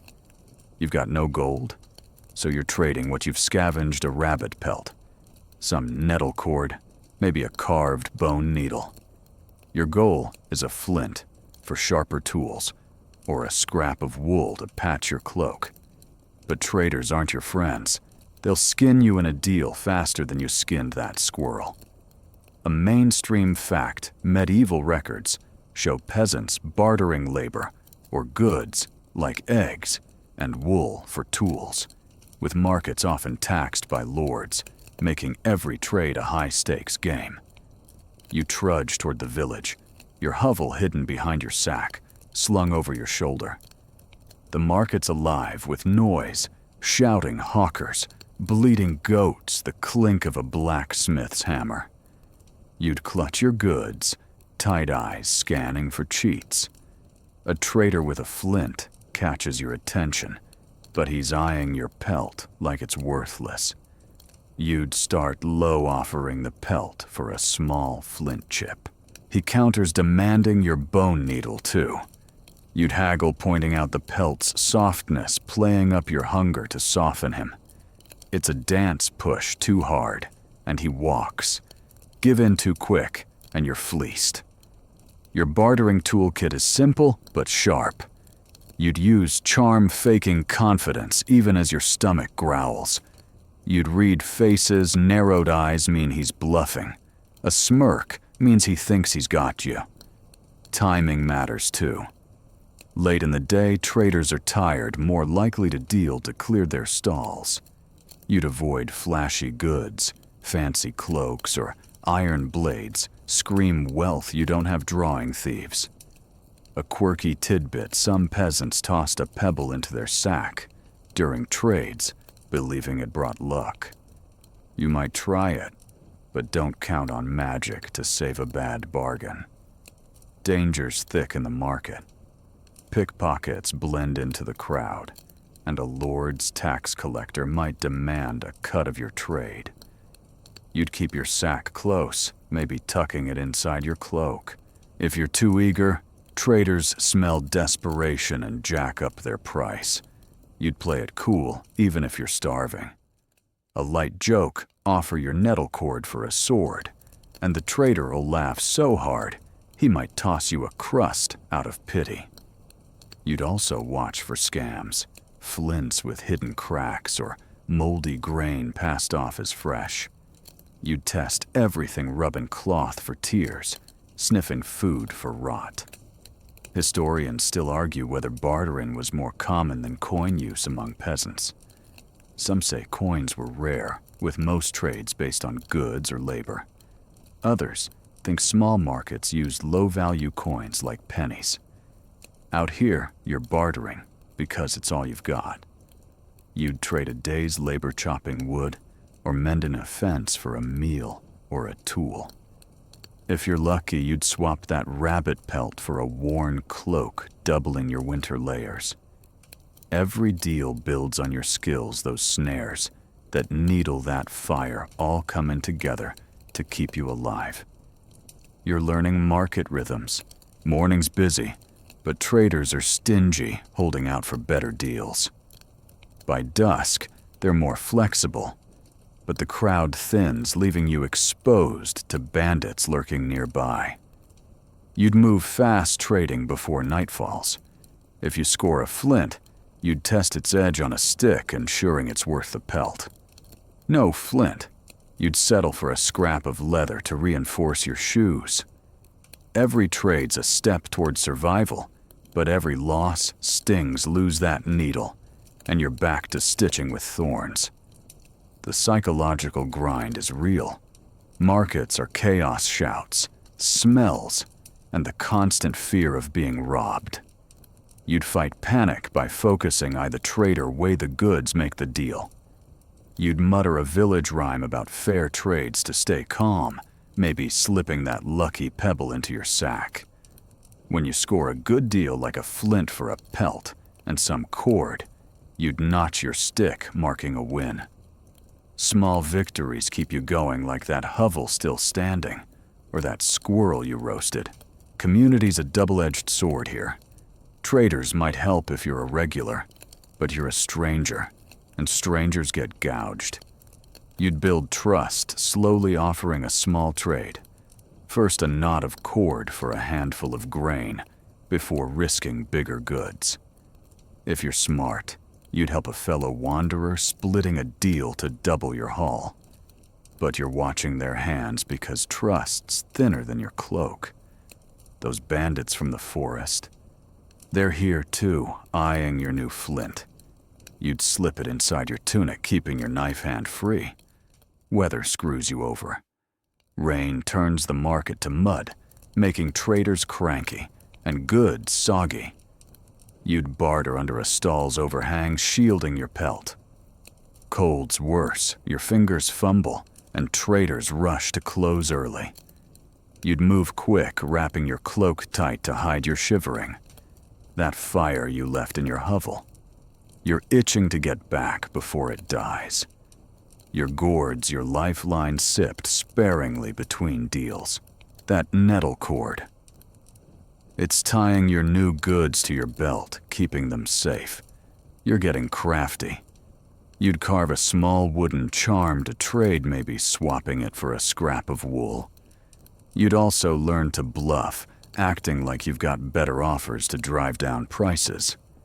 If a trader's stubborn, you'd walk away knowing they might call you back. Every deal teaches you rid the crowd, spot the cheats, hold your ground. That bone needle still in your sack, a backup if your flint trade fails. Those foraged acorns. You're tempted to trade them, but they're your last resort. Dangers in every glance. A trader might short you, giving a cracked flint for your best pelt. You'd check twice, refusing to leave until it's right. Worse, a lord's man might accuse you of stealing, and you've got no defense but your word. You'd avoid eye contact with guards slipping through the crowd like a ghost. A second joke. You're bartering so slick, you might trade your way into a castle, just don't expect an invite to the feast. Your flints in hand, sharp and solid, traded for a pelt and a promise of future cord. You're proud, but you're not lingering. Markets are traps for the careless. You slip back to the forest, your hovel waiting your fire low, but alive. You're tougher now, your eyes sharper for deals, your hands steadier with your sack. The forest's a maze, but you're navigating it one trade at a time. That squirrel broth, it's calling, and your new flint will make skinning the next one easier. Danger's still out there. A bad trade, a stolen sack, or a bandit trailing, you could undo everything. You'd check your goods nightly, hiding the flint under your pine needle bed. You'd also scout the market's edges, watching for followers. A third joke, you're bartering so good, you're worried you'll accidentally trade your hovel for a pig. Hope it's a warm one. You're sharper now, your words quicker. Your instincts honed for the market's chaos. The forest's still a beast, but you're taming it one deal at a time. Your hovel's smoky, your fire's low, and you've got a flint to spark tomorrow's fire. Keep your sack close, and your wits closer. The medieval wild's got more games to play. You're back in your hovel, the new flint from that market trade tucked safely in your sack. Your fire barely holding off the winter chill. The squirrel broth's gone, but your nettle cord and bone needle are still with you, proof of your scrappy survival. You're planning to head out at dawn, maybe to check snares or barter again. But the forest paths are crawling with danger. Bandits haunt the trade routes, ready to take your flint, your cloak, or your life if you're not careful. Medieval peasants didn't just hide, they outsmarted robbers with stealth tricks that kept them one step ahead. You're about to learn how to move like a ghost, because one wrong step could turn you into bandit bait. Bandits were a constant threat in the Middle Ages. By the 13th century, Europe's roads were plagued by outlaws, disgraced knights, runaway serfs, or desperate wanderers like you, but meaner. They'd ambush travelers for a scrap of bread or a worn cloak. You're no knight with armor. You've got a stick, your wits, and a knack for disappearing. Your goal is to avoid trouble, not fight it. Stealth starts with your path. You'd skip main roads, those are bandit highways, and stick to deer trails narrow and overgrown. You'd move at dawn or dusk, when shadows hide you better than midday sun. A mainstream fact, medieval court records list banditry as a common crime, with some villages losing half their travelers to ambushes. Your first trick is blending in. You'd smear mud on your face and cloak, breaking up your outline. Leaves tucked into your hood make you look like part of the forest. You'd walk lightly, stepping on roots or rocks to avoid snapping twigs. Every sound's a giveaway, and you're not advertising. You'd also watch the wind your scent carries, and bandits aren't above sniffing you out like wolves. If you're carrying that flint or a fresh rabbit, you'd wrap them in damp moss to dull the smell. A quirky tidbit, some peasants carried a small bell, not to ring it, but to toss it as a decoy, luring bandits to the wrong spot. Clever, but you're sticking with silence for now. You're learning to read the forest for danger. Broken branches or fresh footprints mean someone's close, maybe a bandit, maybe another wanderer. You'd pause, crouching low, listening for voices or the clink of a weapon. If you spot a campfire's glow, you'd circle wide, keeping trees between you and the light. Your hovel's your safe spot, hidden with that leaf camouflage you added during winterproofing. You'd never light your fire, If you suspect company smoke's a dead giveaway. A light joke, you're so sneaky you could slip past a bandit's camp and steal their ego too bad. It's not edible. Historians still argue whether bandits were organized gangs or lone opportunists. Some say they formed bands like mini-armies targeting rich merchants. Others think most were solo preying on easy marks like you. Either way, you're not taking chances. You'd travel light, carrying only what you need: gourd flint, a sharpened stick. Heavy loads slow you down, and you're not outrunning anyone with a sack full of acorns. If you're moving to a new spot, you'd erase signs of your hovel scattering leaves over the fire pit. That nettle cord, it's tying your sack tight, keeping it from jingling. If you're cornered, you'd avoid a fight. Bandits are armed, maybe a rusty dagger or a club, and you're not a hero. You'd drop a worthless item like a broken stick and bolt while they're distracted. You'd run zigzag, dodging between trees to break their line of sight. If you're really desperate, you'd climb a tree and wait them out. Bandits don't linger for skinny prey. You'd also mark escape routes near your hovel, like that back gap you built. Every move's planned, because reacting's too slow. That bone needle. It's a last-ditch weapon, but you'd rather not test it. Danger's not just bandits. Wolves follow your scent, and a bad step could sprain an ankle, leaving you helpless. You'd stick to familiar paths, memorizing landmarks: a gnarled oak, a split rock. You'd also watch the sky. A storm means bandits hunker down, giving you a window to move.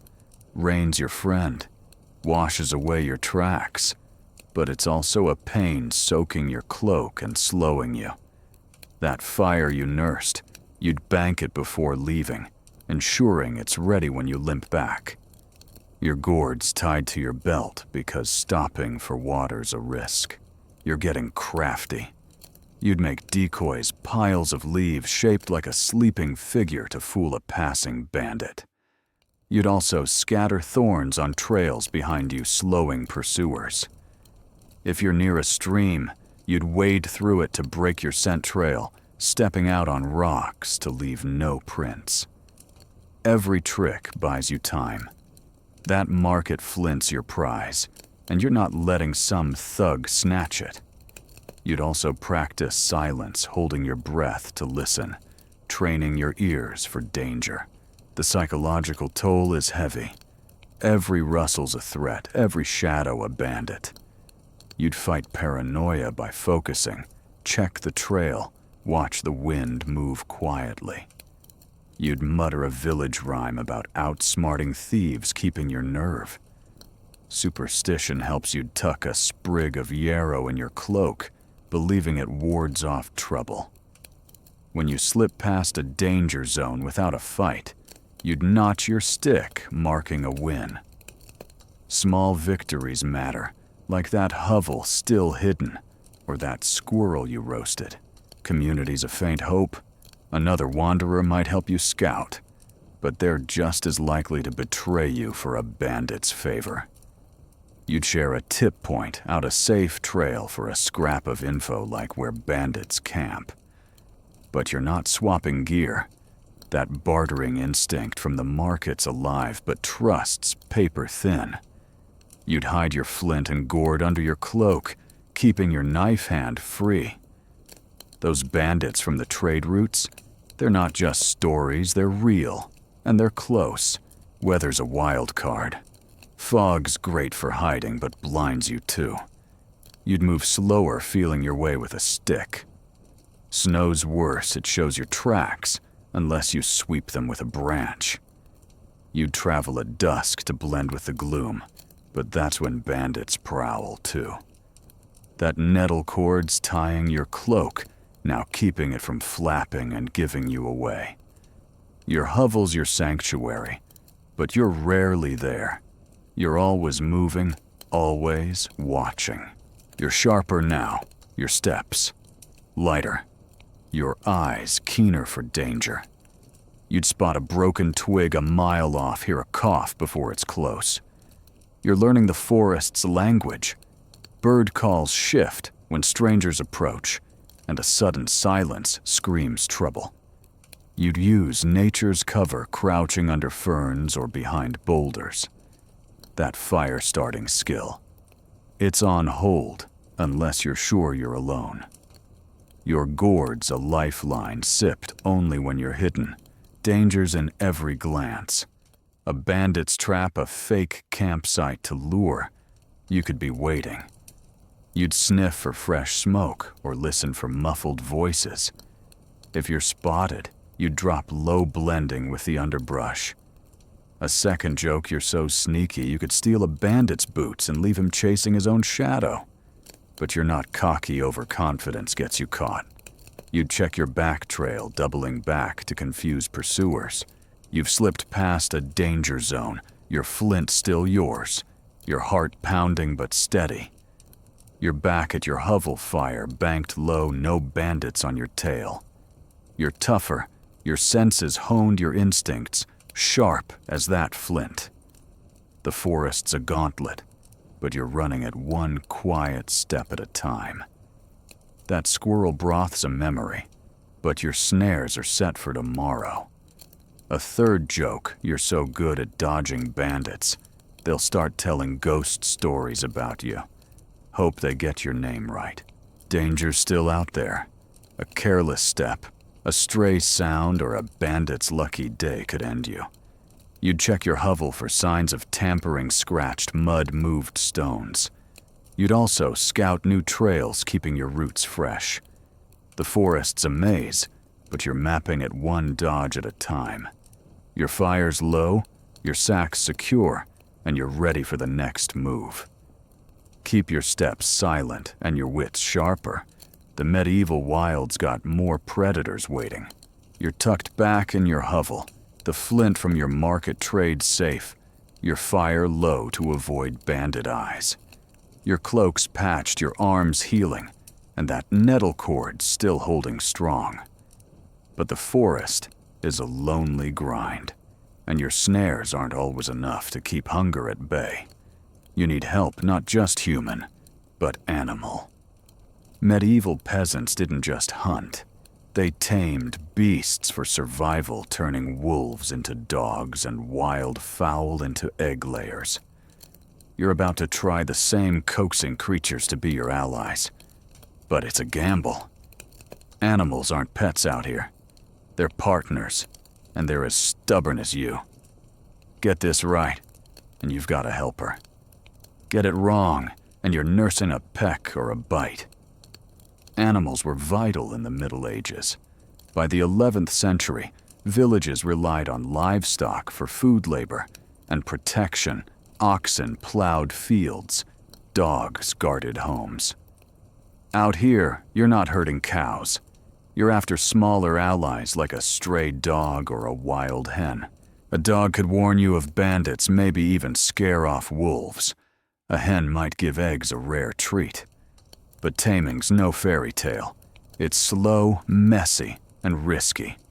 You'd start with food, the universal bribe. That squirrel you roasted, save a scrap to toss to a skittish dog lurking near your hovel. A mainstream fact, medieval records show dogs as common in peasant homes, often listed in tax rolls as watchers, proving their role in survival. You spot a mangy dog sniffing your old snare trails. It's skinny, all ribs and wary eyes, but it's not feral yet. You'd crouch low, avoiding eye contact, and toss a bit of meat. Don't expect it to run to you. It'll bolt if you move too fast. You'd leave food nightly closer to your hovel each time, building trust. After days, maybe weeks, it might let you near. You'd talk softly, mimicking village dog handlers, offering a gentle scratch. A quirky tidbit, some peasants believed singing to animals calmed them, claiming it soothed their wild spirits. You might hum a tune, but don't expect a Grammy. It's just to keep the dog from biting. Birds are trickier. You'd eye a wild hen scratching near a clearing its feathers, blending with the leaves. You'd scatter foraged acorns or grubs to lure it, setting loose a nettle cord net. If you catch it, you'd clip its wings carefully with that flint to keep it from flying off. You'd build a small pen from sticks and vines, tying it with that nettle cord. Eggs are gold, but hens are fussy, and a stressed bird won't lay. You'd keep it fed, even if it means sharing your dwindling nettle stash. A light joke, your hen's so picky, it's demanding a 5-star coop. Good luck explaining you're not a carpenter. Taming's a two-way street. Animals don't trust you any more than you trust that market trader. A dog might snap if you push too hard. A hen could peck your hand raw. You'd learn their cues. Bared teeth mean back off, a cluck means the hen's content. You'd also watch for predators. Your new allies draw wolves or foxes smelling easy prey. That fire you've kept low to dodge bandits, it's burning brighter to scare off bigger threats. You'd sleep with one eye open, your sharpened stick close, because a dog's bark doesn't stop a determined wolf. Historians still argue whether lone wanderers tamed animals or relied solely on hunting. Some say runaways kept dogs for protection, as seen in old tales. Others think taming was too time-consuming, reserved for settled folk. Out here, you're trying it, because a dog's ears are sharper than yours, and eggs beat grubs any day. You'd use your hovel as a base, keeping your allies close, but not too close. Nobody wants a dog sleeping on their pine needle bed. That flint, it's carving a bowl for the hen's food, keeping it off the dirt. Resources are tight. You'd use scraps, bones, acorns, even that moldy bread you didn't dare eat to feed your allies. You'd save feathers from a hen for insulation, stuffing them into your cloak. Dog fur shed in clumps can line your shoes, adding warmth. Nothing's wasted, just like your snares or that yarrow poultice. Your gourds shared, now a sip for you, a splash for the dog. You'd also build a small lean-to for the hen, using mud and sticks, because rain's as bad for birds as it is for you. Danger's in the bond. A dog's loyalty isn't guaranteed it might run off with your last scrap of meat. A hen could attract a hawk, and you're not fighting that with a stick. You'd watch for signs of trouble. Restless animals mean predators or bandits nearby. You'd also hide your allies from other wanderers. A dog's a prize, and they'll steal it faster than your flint. That market bartering instinct, it's here too. You'd trade a feather or an egg for a scrap of hide, but only with someone you half trust. You're getting crafty. You'd train the dog to follow simple signals, a whistle for danger, a pat for calm. You'd scatter decoy food to lure it away from bandits, saving your real stash. For the hen, you'd build a portable pen, moving it with your hovel if you need to relocate. Every success, a bark at a rustling bush, a tiny egg feels like a win, but every failure, like a dog bolting, stings. You'd learn adjusting your bribes or tightening the pen. That nettle cord's tying the pen, now proving its worth again. The psychological toll is real. Taming's slow, and loneliness makes you talk to the dog like it's your therapist. You'd fight frustration by focusing feed, watch, train. You'd hum that village song, hoping it calms the hen too. Superstition creeps in. You'd bury a feather under your hovel for luck, believing it ties the animals to you. When the dog curls up nearby, not growling, you'd notch your stick, marking a step toward trust. Small wins keep you sane, like that hidden hovel or that healed arm. Community's a faint hope. A fellow wanderer might share tips on taming, but they're just as likely to steal your hen. You'd barter an egg for a flint chip, watching their hands for tricks. Trust's as rare as a good meal out here. Those bandits, they'd kill your dog for sport, so you'd keep it quiet, teaching it to bark only when you signal. Your fire's low, hiding the glow, because animals make you a bigger target. Weather's a beast. Cold stresses your allies. Dogs shiver, hens stop laying. You'd share your fire's warmth, risking smoke to keep them alive. Rain's worse, it soaks the pen, and wet animals get sick. You'd reinforce with more mud using that hovel building skill. Your gourd's vital, giving water to all three of you. That yarrow poultice, you'd use it on a dog's scratch, because a sick ally's useless. Every skill's connected: fire, foraging, healing, now taming. Your dog's warming to you, lying closer each night, and your hen's laid its first egg.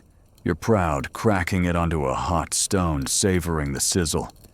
The forest's still a maze, but your allies make it less lonely. You're tougher, your hand steadier with the pen, your eyes sharper for animal cues. That second joke, your dog's so loyal, it's ready to guard your hovel. Too bad it thinks your stick's a chew toy. Danger's never far. A sick animal, a stolen egg, or a predator could break your fragile team. You'd check the pen daily, sniffing for rot. You'd also scout for new food, keeping your allies fed. The forest's a zoo, but it's stingy, and you're not taking chances. A third joke, your hen's so fussy, it's demanding a better coop. Or it's joining the bandits, hope it doesn't learn to haggle. You're sharper now. Your signals clearer, your instincts honed for animal quirks. The forest's a gauntlet, but you're not alone anymore. Your hovel's smoky, your fire's low, and your allies are settling in. Keep your food scraps close and your wits closer. The medieval wild's got more challenges waiting. You're settled in your hovel, the fire's faint crackle mixing with the soft snores of that mangy dog you've half-tamed your hen, nestled in its stick pen. Your flint's sharp, your cloak's patched, and that nettle cord's still tying your life together. But you're restless, winter's easing, and you need to move, maybe to find better foraging grounds, or dodge those bandits sniffing around. The medieval forest is a labyrinth, and you've got no map, no compass, just stars and scraps of peasant wisdom. Medieval travelers navigated with tricks that seem half magic, using the sky trees and even moss to find their way. You're about to learn how to read the wild like a book, because getting lost out here means no one's finding you ever. Navigation was a survival skill in the Middle Ages. By the 12th century, most peasants stayed close to their villages, but wanderers like you, runaways, traders, or outcasts, had to master the art of not wandering in circles. You're not a monk with a parchment map or a noble with a guide. You've got your eyes, your ears, and a forest full of clues. The stars are your best bet at night. The North Star, steady in the sky, points true north. You'd find it by spotting the Big Dipper, its two-end stars guiding you to Polaris. By day, you'd use the sun rising east, setting west, but tricky at noon when it's overhead. A mainstream fact, medieval pilgrims' journals like those from Canterbury mention using stars and church spires to navigate, showing how even the poor relied on the sky. You're learning to read the land, too. Moss on trees is a classic trick, thicker on the north side in northern forests, where shade keeps it damp. You'd check a few trees to be sure, because one's a liar, but 10 tell the truth. Rivers are another guide. Most flow toward bigger water, so if you're aiming for a coast, you'd follow the current. But rivers twist, and you'd need to climb a hill to spot their path. You'd look for landmarks, a crooked oak, a boulder shaped like a sleeping giant. You'd memorize them, whispering their names like a prayer to keep your bearings. A quirky tidbit some peasants swore by talking to ravens, believing they'd caw directions to water or villages. You might try it, but don't expect a GPS raven to save you. Your dog's a help too. Its nose catches scents. You miss a village's smoke, a stream's dampness. You'd watch its ears perked for sounds of life or danger. That hen, less useful, but its fussing might mean you're near a clearing where food grows. You'd move slowly, checking your back trail to avoid doubling back. If you're lost, you'd climb a tree for a better view, hoping to spot a church spire or a market smoke. No luck. You'd carve a mark on a tree to track your path, using that flint to notch a simple arrow. A light joke get lost enough, and you'll start carving help on every tree, hope the squirrels can read. Historians still argue whether peasants navigated by instinct or learned systems. Some say oral traditions rhymes about stars or rivers guided them. Others think most just followed known paths, getting lost if they strayed. You're out here with no choice, so you're using every trick. You'd stick to high ground when possible, lowlands flood, and bogs swallow boots. That hovel you built, you'd mark its location with a stone pile hidden but findable. Your nettle cords tying a small marker to your sack, a reminder of your last safe spot. Dangers in every wrong turn. Get lost, and you're burning energy you don't have with no food or water to spare. Bandits love lost wanderers. You're easy prey when you're circling. You'd avoid open fields. They're too exposed. If you hear voices, you drop low, using that bandit dodging stealth to hide. Wolves are another risk your dog might bark, but it's no match for a pack. You'd keep your sharpened stick ready because running's your only defense. That fire you've kept low, you're not lighting it until you're sure you're safe. You're getting crafty. You'd make a sun compass a stick in the ground, its shadow marking direction as the day moves. At night, you'd align your body with the North Star, sleeping in a way that keeps you oriented. You'd also use the wind. Prevailing breezes often blow from one direction like west in much of Europe. You'd note it tying a scrap of cloth to a branch to track shifts. Every clue builds your map. Stars, moss, wind, landmarks. That flint's not just for cutting, it's marking trees to save you from looping back. The psychological toll is heavy. Being lost feels like the forest's mocking you. Every identical tree, every winding stream chips at your nerve. You'd fight panic by focusing. Check the stars, find the moss, follow the river. You'd hum a village navigation rhyme, something about stars above, path below. Superstition helps you tuck a pebble in your pocket, believing it grounds you to the earth. When you find a landmark, you recognize you'd notch your stick, marking a win. Small victories keep you sane, like that hovel still hidden or that dog sticking close. Community's a ghost. Another wanderer might share a path, but they're just as lost, and you're not swapping maps. You'd trade a tip point out a river's bend for a scrap of food, but you're watching their hands. Those bandits, they're not just on roads. They're in the deep forest too, waiting for you to stumble. You'd hide your gourd and flint under your cloak, keeping your knife hand free. That dog's your early warning now, its growl better than any bell. Weather's a beast. Fog blinds you, hiding stars and landmarks. You'd move by feel, using your stick to probe the ground. Rain's worse, it erases tracks and turns moss to mush. You'd rely on rivers, then their sound cutting through the storm.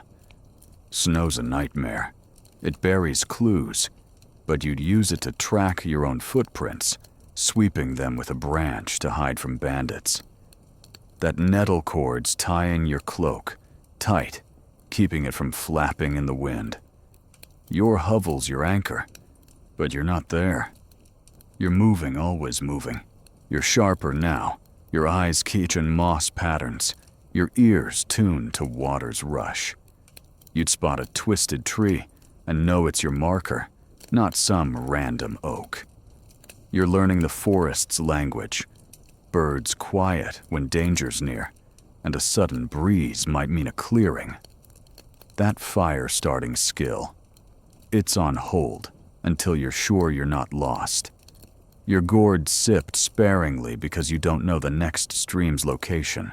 Dangers in every misstep. A wrong turn could lead to a bog or a bandit camp. You'd check for signs, fresh footprints, broken branches. If you're unsure, you'd backtrack using those tree notches to retrace.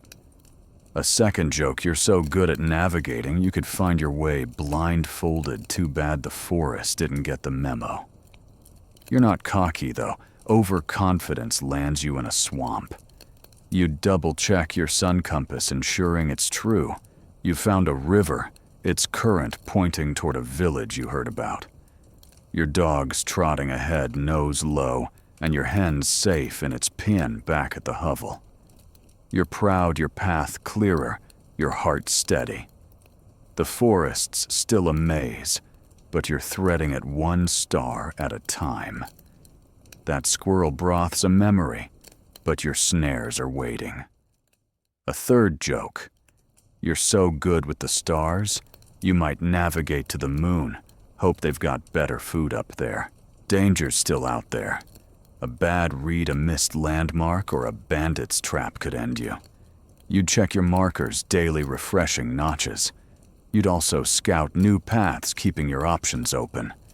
The forest's a puzzle, but you're solving it one step at a time. Your fire's waiting, your dog's alert, and you're ready for the next move. Keep your eyes on the stars, and your wits on the ground. The medieval wild's got more twists to throw. You're crouched in your hovel, the North Star's faint light slipping through the smoke hole, your dog curled up close, and that hen clucking softly in its pen. Your flint's sharp, your snares are set, and you've navigated the forest's maze without getting lost. But your cloak's more holes than wool, your boots are fraying, and winter's bite is still nipping at your toes.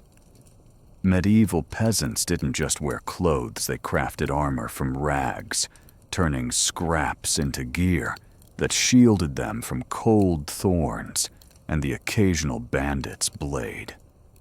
You're about to learn how to stitch, weave, and patch with whatever the forest offers, because out here, a torn tunic isn't just uncomfortable, it's deadly. Clothing was a lifeline in the Middle Ages.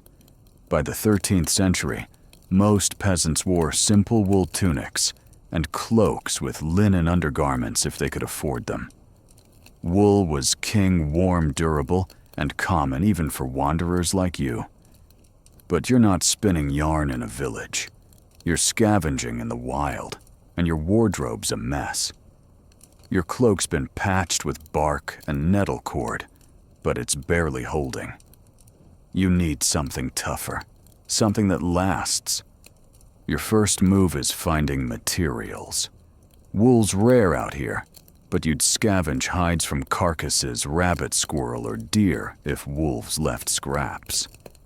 You'd also use plant fibers like those nettles you've been twisting into cord. A mainstream fact, medieval inventories from peasant households list wool and hides as primary clothing materials, often patched multiple times to last years. You start with a hide. That rabbit you snared, its pelt small but soft. You'd scrape it clean with your flint, working slow to avoid tears. Soak it in a stream, clean water, not that medieval sewer you avoided. Then stretch it on a frame of sticks, tied with nettle cord. Dry it by your fire, low to avoid scorching. Once it's pliable, you'd cut it into strips, with your flint sewing them into your cloak with that bone needle from your wound-stitching days. Sinew pulled from the rabbit's tendons makes strong thread tougher than nettle, but harder to work. You'd stitch tight overlapping patches to block wind. Plant fibers are your next trick. Nettles, those prickly pests, make decent cloth if you're patient. You'd strip their stems, soaking them in water, to soften, then pound them flat with a rock. Twist the fibers into thread using your hands, or a stick spindle. Weaving's a pain without a loom, so you'd braid or knot the threads into a rough fabric, sewing it into your tunic for extra layers. A quirky tidbit, some peasants wove nettle cloth so fine it rivaled linen, called poor man's silk in old tales. You're not making silk, though. You're making armor to survive another night. Your boots are a priority. Bare feet in winter mean frostbite, and your leather's worn thin. You'd wrap them in hide strips, tying them with nettle cord. If you find bark, birch is best flexible and tough, you'd layer it inside for insulation. You'd also stuff grass or moss in the toes, shaking it out daily to avoid rot. Hands need protection too. You'd craft mittens from squirrel pelts, sewing with sinew for durability. Every stitch is a fight. Your fingers ache, and the bone needle's no sewing machine. That fire you've kept low, it's drying your hides now. But you're careful too much heat, and they crack. Danger's in the details. A bad stitch lets cold in. A weak patch tears in a thorn bush. You'd test your work tugging seams to check strength. You'd also watch for rot, wet hides mold fast, so you'd dry them thoroughly. Bandits are another risk. A good cloak looks like wealth, even if it's just rabbit scraps. You'd smear mud on it, dulling its shine to blend with the forest. Those stealth tricks from dodging bandits, they're back your new gear's camouflage, not a target. A light joke, your cloak's so patched it's more forest than fabric. Hope the trees don't claim it back. Historians still argue whether peasants made their own clothes or relied on village weavers. Some say every household spun and sewed. Others think wanderers like you scavenged or bartered for cloth. Out here, you're doing it all. Your hovel's your workshop. It's smoky air keeping bugs off your hides. That flint's your cutter. Your bone needle's your lifeline. And that nettle cord stitching it all together. Every skill builds on the last fire, foraging, taming, now crafting. Resources are scarce. You'd use every scrap bones for needles, sinew for thread bark, for patches. If you find a deer hide, you'd save it for a new cloak, tanning it with crushed oak bark for flexibility. You'd also repurpose old cloth, tearing your tunic's hem to patch holes. That gourd, it's holding water for soaking hides, doubling as a tanning bucket. Your dog's a helper sniffing out carcasses for new hides, but you're watching it. Hunger makes it chew your work. That hen's feathers, they're stuffing your cloak for extra warmth. The psychological toll is heavy. Sewing slow, and every snapped thread feels like failure. You'd fight frustration by focusing stitch-tie test. You'd hum a village weaving song, its rhythm matching your needle's pace. Superstition creeps in. You'd tuck a nettle leaf in your pocket, believing it strengthens your work. When a patch holds through a storm, you'd notch your stick, marking a win.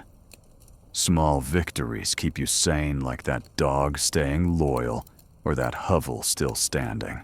Community's a faint hope. A wanderer might trade a hide for thread, but they're just as likely to steal your needle. You'd barter a scrap of nettle cloth for a flint chip, watching their hands for tricks. Those bandits, they'd love your new cloak, so you'd keep it muddy, blending with the forest.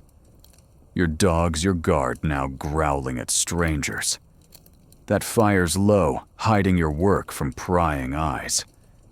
You'd sleep with your needle under your pine needle bed, because losing it means starting over. Weather's a pain. Rain soaks your hides, delaying drying. You'd hang them under your hovel's roof, risking smoke, but needing them pliable. Cold's worse, it stiffens sinew, making sewing hell. You'd warm your hands by the fire, working in bursts. That nettle cord's tying your new patches, its strength a reminder of your foraging days. Your gourd's vital, keeping your hands wet for tanning. Every skill's connected, fire hunting, navigating, now clothing. Your cloak's heavier now, patched with hide and nettle, warm enough for the next freeze. Your boots hold bark and moss, keeping your feet alive. You're proud, testing a seam and finding it strong.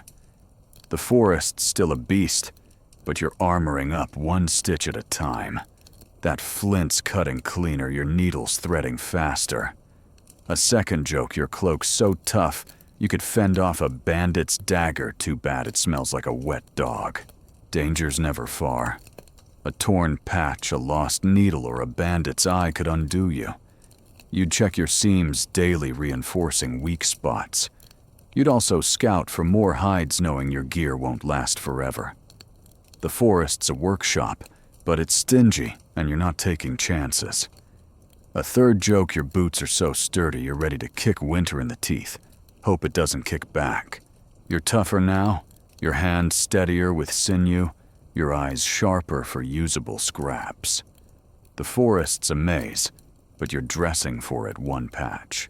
You're huddled in your hovel, your newly patched cloak heavy with nettle cloth and rabbit hide, the fire's glow, keeping the chill at bay. Your dog's curled up ears twitching, and your hen's quiet in its pen. The flint's sharp, your snares are set, and you've navigated the forest without losing your way. But a new threat looms, not bandits or wolves, but disease. The medieval world was a petri dish, and you're not just dodging thorns or cold. Plagues like the Black Death swept through, killing millions, and even a cough could mean trouble. Peasants use bizarre remedies to fend off sickness, mixing herbs, superstition, and sheer grit. You're about to learn their tricks to plague-proof your life, because out here, a fever's as deadly as a bandit's blade. Disease was a grim reality in the Middle Ages. The Black Death, peaking in the 1340s, wiped out up to half of Europe's population, spreading through fleas, filth, and crowded villages. You're alone in the forest, but that's no guarantee of safety. Rats and fleas don't care about your hovel's camouflage. Your goal is to stay clean, avoid infection, and boost your body's defenses with whatever the wild offers. Your first move is hygiene, or as close as you can get. You'd wash in a clean stream using that boiled water trick, if you're smart, scrubbing with sand to scrape off grime. No soap, but you'd rub mint leaves or wild sage on your skin for a faint antiseptic kick. A mainstream fact, medieval herbals, like those from monastic gardens, list plants like sage and thyme as plague preventives, showing peasants relied on nature's pharmacy. You're not stopping at washing. Your hovel's a breeding ground for fleas if you're careless. You'd sweep out dirt with a branch, burning old bedding, those pine needles from your winter setup, and replace it with fresh. Smoke's your ally. You'd let your fire smolder with green leaves, the haze driving bugs away. You'd also check your dog for fleas, crushing them with your flint, or drowning them in water. That and it's a pest magnet, so you'd move its pen outside tied with nettle cord. A quirky tidbit, some peasants hung garlic cloves in their homes, believing the smell repelled plague spirits. You might try it, but it's more likely to repel your dog than disease. Your diet's your next defense. Those foraged nettles and acorns aren't just food, they're medicine. Nettles are packed with vitamins, keeping your strength up. You'd also hunt for wild garlic. Its pungent bulbs, a natural antibiotic. You'd chew a bit raw, wincing at the burn, or boil it into a broth with your squirrel scraps. If you're lucky, you'd find rosehip's tiny red bombs of vitamin C. You'd dry them by the fire, saving them for tea. That gourd's your lifeline, holding boiled water to flush out toxins. You'd sip willow bark tea, too, from your wound-healing days to keep fevers down. A light joke, your garlic breath's so fierce, you're scaring off plagues and bandits. Hope your dog doesn't ditch you, too. You're learning to spot sickness early. A cough, a rash, or a hot forehead means trouble. You'd isolate yourself, avoiding villages where disease festers. If you feel off, you'd rest by the fire, sipping tea, and watching for worse sweats or chills or bad news. You'd also burn any cloth touched by a sick wanderer. Fire's your best disinfectant. If you're desperate, you'd try a fringe remedy rubbing crushed yarrow on your skin, believing it wards off miasmas, the bad air blamed for plague. It's nonsense, but it smells better than that charcoal smoothie you choked down. Historians still argue whether peasants' plague remedies worked or just gave false hope. Some say herbal knowledge was effective, citing garlic's antimicrobial properties.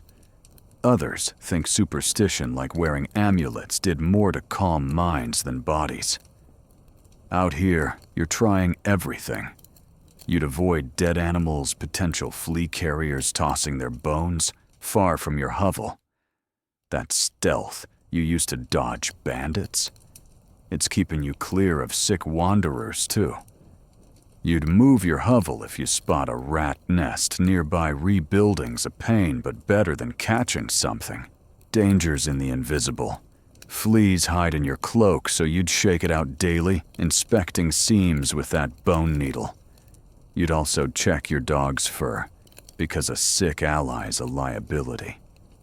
Bandits are a risk, too, if they're coughing. They're not just stealing your flint. They're spreading death. You'd keep your distance, using that tree-climbing trick to avoid contact. Your fire's low, not just for stealth, but to save fuel for boiling water. That nettle, you're huddled in your hovel, the fire's faint glow dancing on the mud walls, your dog's soft snores mixing with the hen's quiet clucks. Your cloak's patched tight, your flint's sharp, and you've dodged disease with garlic and grit. But your tools are crude. A stick, a bone needle, that nettle cord, and they're wearing thin. You need something better, a knife and awl, anything to make snares, stitches, or shelters easier. Medieval peasants forged tools from stones, bones, and whatever the forest coughed up, turning scraps into survival. You're about to become a tool maker, because out here, a dull flint or a snapped stick could be the end of you. Tool-making was a cornerstone of medieval life. By the 12th century, peasants relied on basic implements, knives, sickles, wedges often made or repaired at home, as blacksmiths were for lords and townsfolk. Out here, you're your own smith, with no forge, just the forest's raw materials. Your goal is a blade, maybe a spear tip, something to cut, carve, or kill. You start with stone flints, your best friend, that market trade paying off. You'd find a riverbank, hunting for smooth, fist-sized stones, preferably flint or chert, which chip into sharp edges. A mainstream fact, archaeological digs across Europe, like those in Viking-era camps, uncover flint tools alongside bone and wood, showing peasants' knack for crafting on the fly. You crouch by the river, your dog sniffing nearby, and pick a flint nodule. You'd strike it with a harder stone, A hammerstone may be granite to flake off sharp shards. It's not random. You're aiming for thin, crescent-shaped pieces, perfect for cutting. Your hands sting with each hit, and chips fly some slicing your fingers. You'd wrap your hand in a scrap of hide to avoid cuts, using that cloak patching skill. Once you've got a flake, you'd refine it, pressing it against a softer stone to grind the edge. It's slow, and your patience frays, but a good blade means easier skinning or trap making. Bones are next. That rabbit you snared. Its leg bones are tough enough for needles or awls. You'd crack them with a rock, picking the straightest shards. Using your flint, you'd scrape the bone, smooth sharpening one end into a point. You'd harden it in the fire, low heat not blazing to avoid cracking. That bone needle from your wound stitching days. It's a model, but you're making a heavier awl now for punching holes in hides or carving wood. A quirky tidbit, some peasants carved bone tools with tiny symbols, believing they brought luck. You might scratch a line or two, but you're not betting on magic to keep your tools sharp. Wood's your third material. A sturdy branch, yew or ash, makes a spear shaft or a digging stick. You'd strip it with your flint, smoothing knots to avoid splinters. For a spear, you'd lash a flint blade to the tip, with nettle cord tying it tight to withstand thrusting. If you're crafty, you'd carve a handle for better grip, using your new bone awl to bore holes for cord. Every tool builds on the last. Your fire dries the wood. Your flint shapes it. Your cord binds it.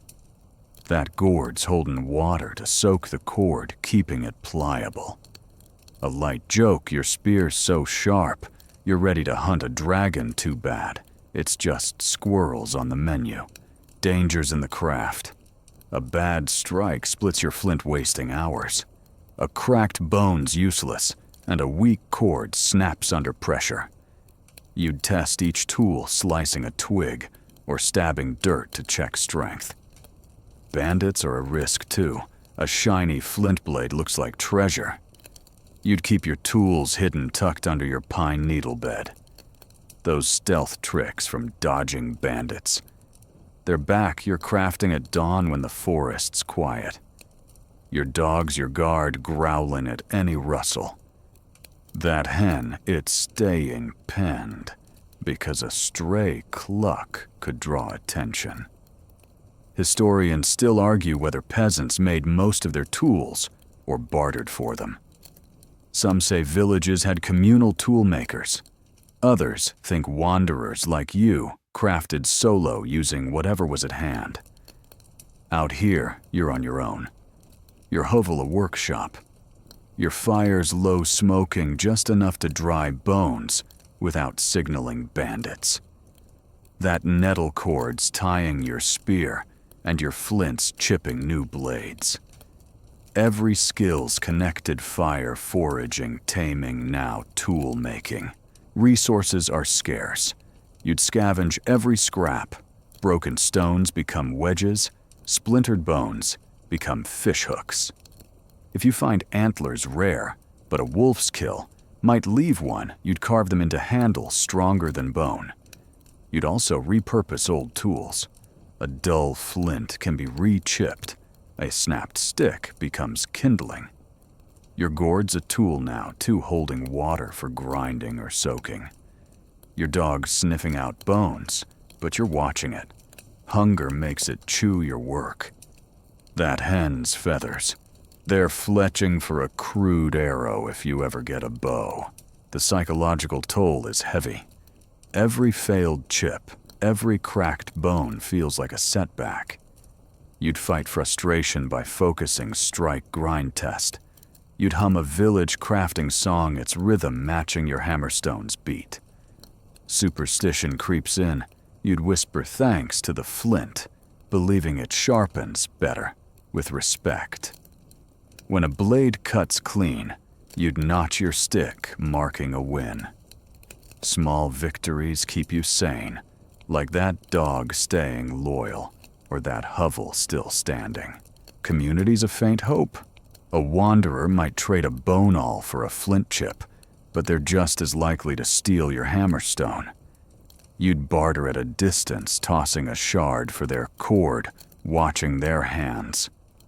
Those bandits they'd kill for a good blade, so you're keeping yours muddy, blending with your cloak.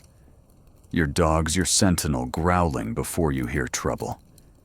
That fire's low, hiding your work from prying eyes. You'd sleep with your flint under your bed, because losing it means back to sticks. Weather's a pain.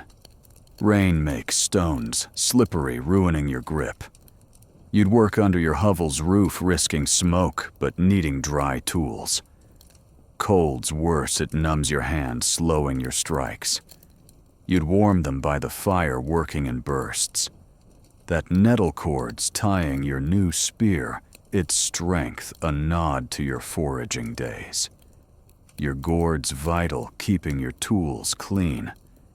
Every skill's linked: fire hunting, navigating, now crafting. Your new blade's sharp, slicing hide like butter. Your spear's solid, ready for a bigger catch than squirrels. You're proud, testing the awl on a hide and finding it strong. The forest's still a beast, but you're arming up one tool at a time. That flint's your pride. Your bone awl's your backup. A second joke, your knife's so sharp you could shave a wolf, hope it doesn't ask for a haircut. Danger's never far. A cracked flint, a lost awl, or a bandit's eye could undo you. You'd check your tools daily, sharpening weak edges. You'd also scout for more stones, knowing your flint won't last forever. The forest's a quarry, but it's stingy, and you're not taking chances. A third joke, your spear's so good you're ready to challenge a knight too bad, he'd just laugh and take it. You're tougher now, your hands steadier with stones, your eyes sharper for good flint. The forest's a maze, but you're equipping it one blade at a time. Your hovel's smoky, your dog's alert, and your hen's still laying.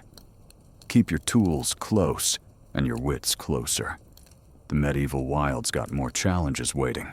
Your hovel's holding strong, the fire's low glow, warming your new flint blade and bone awl, with your dog dozing nearby, and your hen safe in its pen. Your cloak's patched, your snares are set, and you've dodged disease with garlic and grit. But winter's lean months are coming, and your squirrel scraps and foraged nettles won't last. Alone, you're barely scraping by, and the forest's stingy with its gifts. Medieval peasants survived by leaning on their neighbors, pooling resources to outlast hunger and cold. You're a wanderer, but you need allies. Human ones this time, because out here, community is survival. And going solo could mean starving in the dark. Community was the backbone of medieval life. By the 13th century, villages across Europe operated on mutual aid-sharing grain tools, or labor to survive famines and harsh winters. You're not in a village, but you're not a hermit either. Other wanderers, runaways, outcasts, or traders are out there, and you need them as much as they need you. Your goal is to build trust, or at least a grudging alliance to share food, fire, or protection. But trust's a gamble, and one bad deal could cost you your flint or your life. A mainstream fact, medieval manor records show villagers lending tools or food during lean times, often tracked in ledgers, to ensure repayment, proving community was a calculated necessity. You start small. You spot a wanderer's fire, its smoke curling a mile off. You'd approach slow, using those bandit-dodging stealth tricks, your dog at your side for warning growls. You'd carry something to offer: a scrap of squirrel meat, a bundle of nettle cord, because showing up empty-handed screams trouble. You'd call out softly, keeping your hands visible, no sudden moves. If they don't bolt or brandish a stick, you'd sit offering your meat for a share of their broth. It's not friendship, it's survival.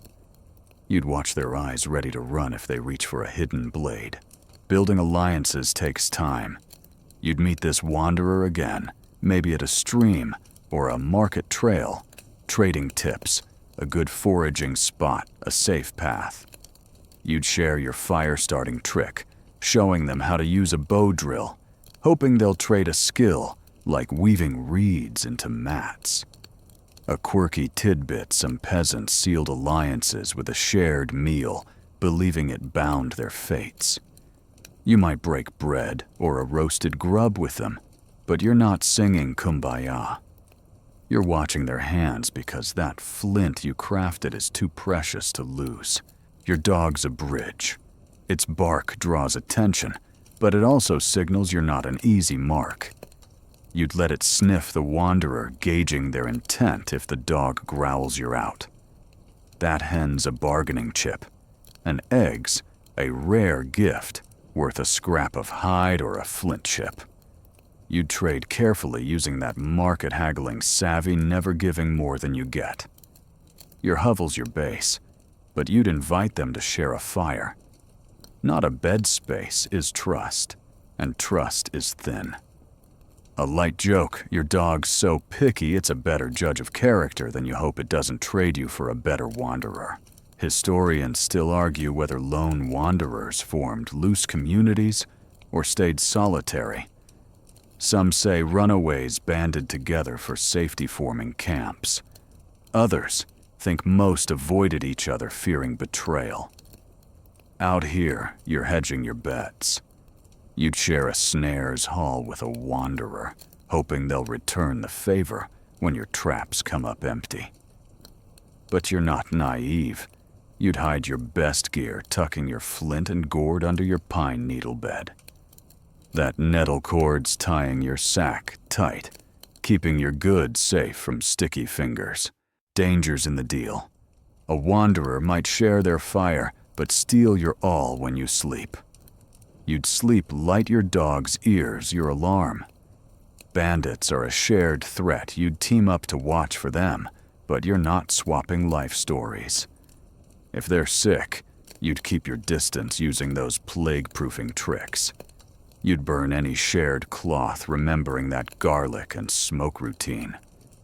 Your fire's low, not just for stealth, but to save fuel for communal cooking. That gourd's shared sparingly, a sip for you, a sip for them, because water's as precious as trust. You're getting crafty. You'd propose a pact. You watch their snares, they guard your hovel. It's not a contract, just a nod sealed with a shared egg. You'd also trade skills, teach them your sun compass trick, learn their way of spotting clean springs. Every deal strengthens your odds, but you're ready to bolt if they turn. That bone all's your backup, hidden in your cloak, because alliances break as fast as they form.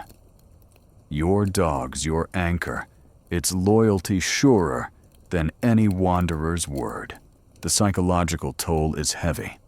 Trusting feels like walking a tightrope. Every gesture, every shared meal could be a trap. You'd fight paranoia by focusing offer-watch trade.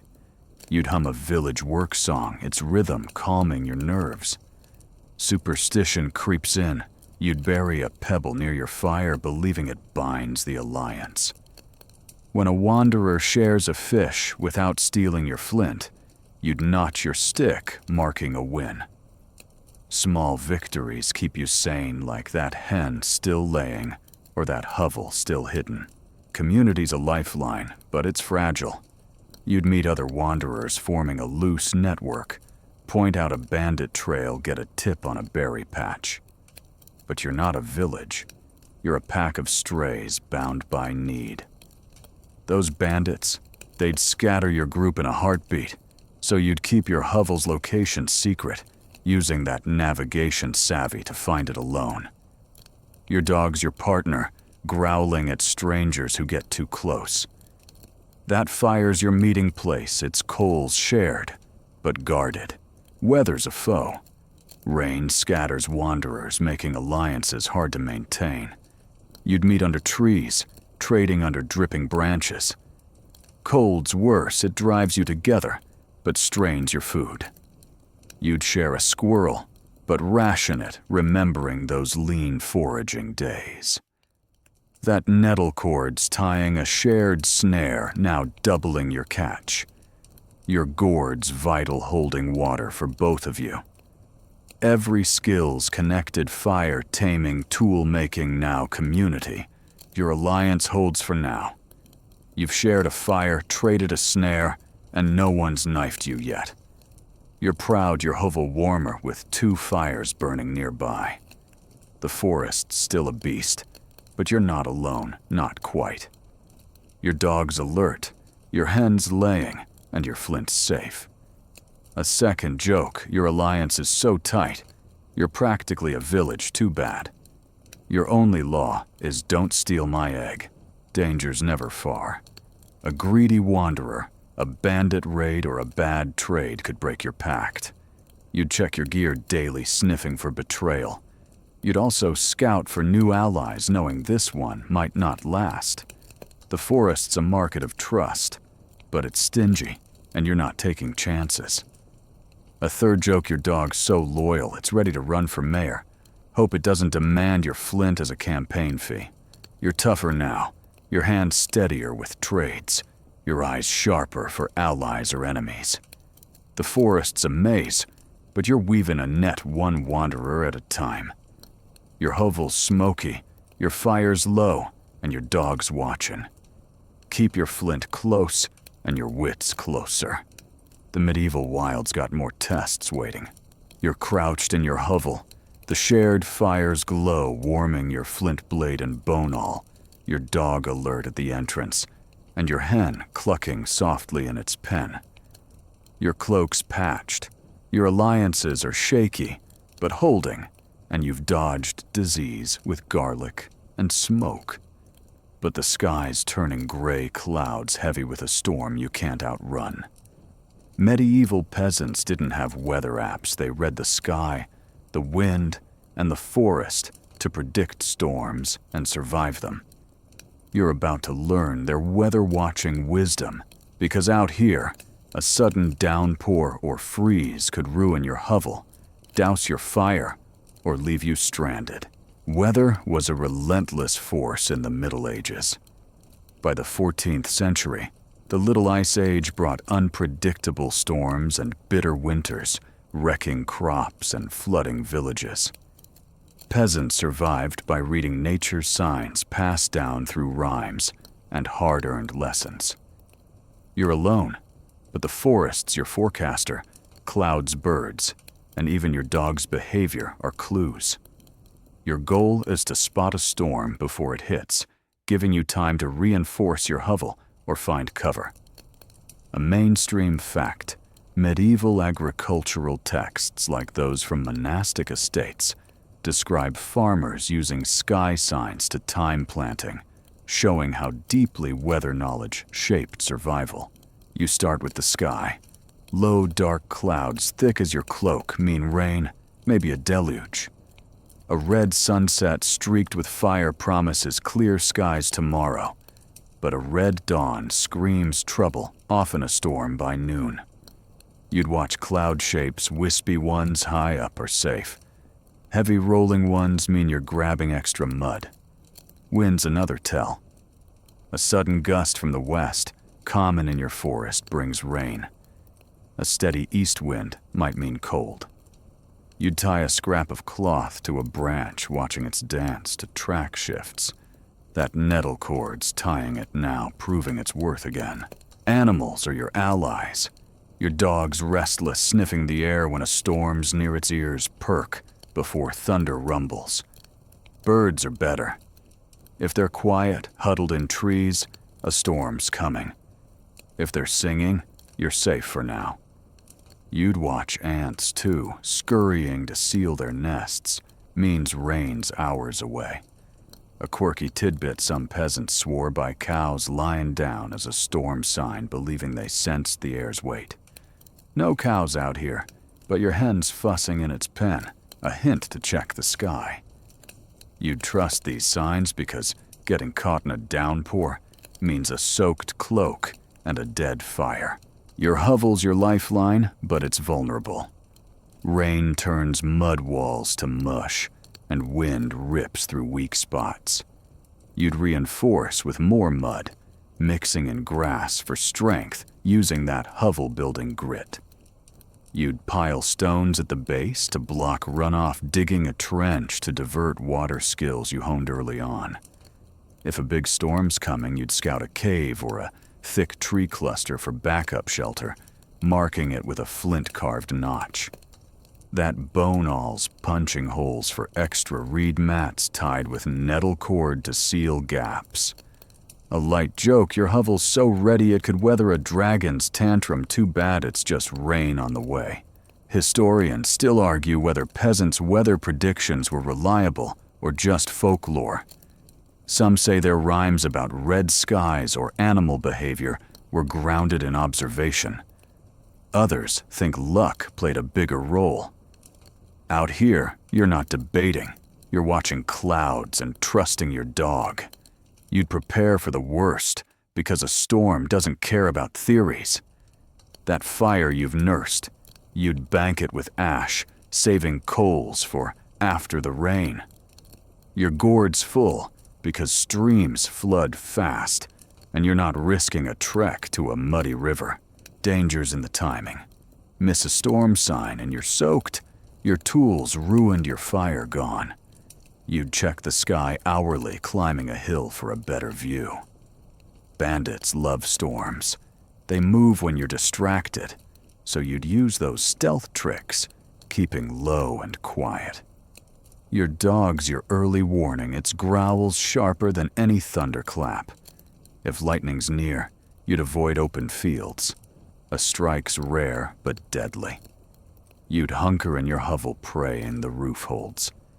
That flint's safe under your pine needle bed because losing it in a flood's not an option. You're getting crafty.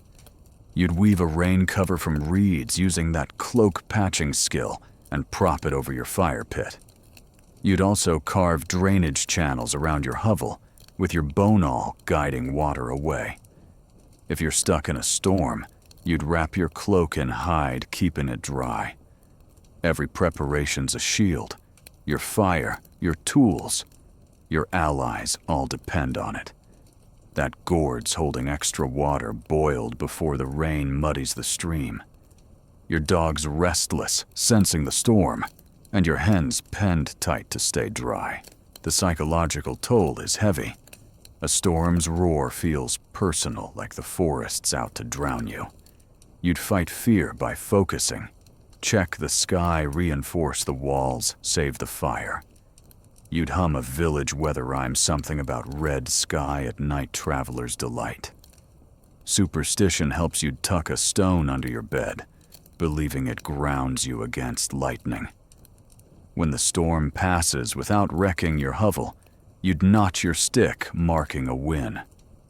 Small victories keep you sane, like that dog staying loyal or that flint still sharp. Community's a faint hope.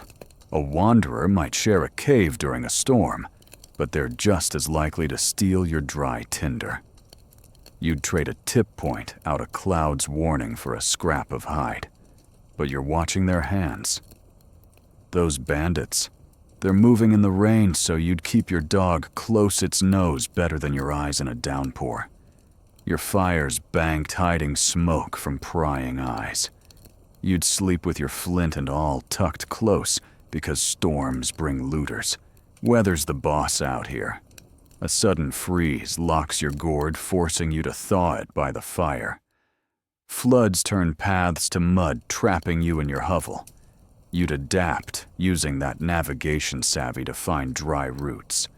That nettle cord's tying your reed cover, keeping your fire alive.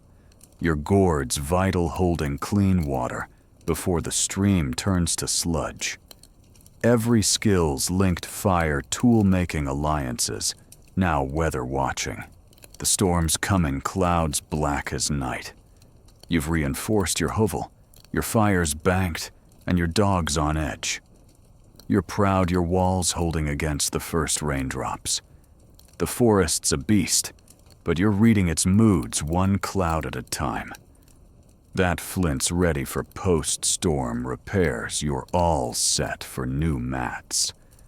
A second joke, your hovel's so storm-proof, you're ready to rent it out, hope the wolves pay in acorns. Danger's never far. A weak wall, a drowned fire, or a bandit in the rain could end you. You'd check your hovel hourly, patching leaks with mud. You'd also scout for dry wood, knowing your fire's your lifeline. The forest's a weatherman, but it's stingy with clear forecasts. A third joke, your dog's so good at spotting storms, it's ready to be the village weather prophet. Too bad. It can't predict bandits. You're tougher now, your eyes sharper for clouds, your hands steadier with mud. The forest's a chaos of wind and rain, but you're weathering it one sign at a time. Your hovel's smoky, your dog's alert, and your hen's dry. Keep your fire banked, and your wits sharper. The medieval wild's got more storms brewing. You're hunkered in your hovel, the storm's roar fading outside your dog's ears, still pricked, and your hen's safe in its pen. Your flint blade's sharp, your cloak's patched, and your fire's coals are banked thanks to those weather-watching tricks. But winter's looming, and your squirrel scraps and foraged nettles are dwindling fast. You can't rely on snares or allies forever. Food spoils, and hunger doesn't wait. Medieval peasants preserved their meager halls with salt smoke and ingenuity, stretching scraps through brutal months. You're about to learn how to keep your food from rotting, because out here, a spoiled meal means a long, cold starve. Food preservation was critical in the Middle Ages. By the 13th century, villages used salting, smoking, and drying to survive winters when crops and game vanished. You're no villager with a salt barrel or a smokehouse. You've got your fire of flint and whatever the forest offers. Your goal is to save that squirrel meat, those acorns, maybe even a rare egg from your hen.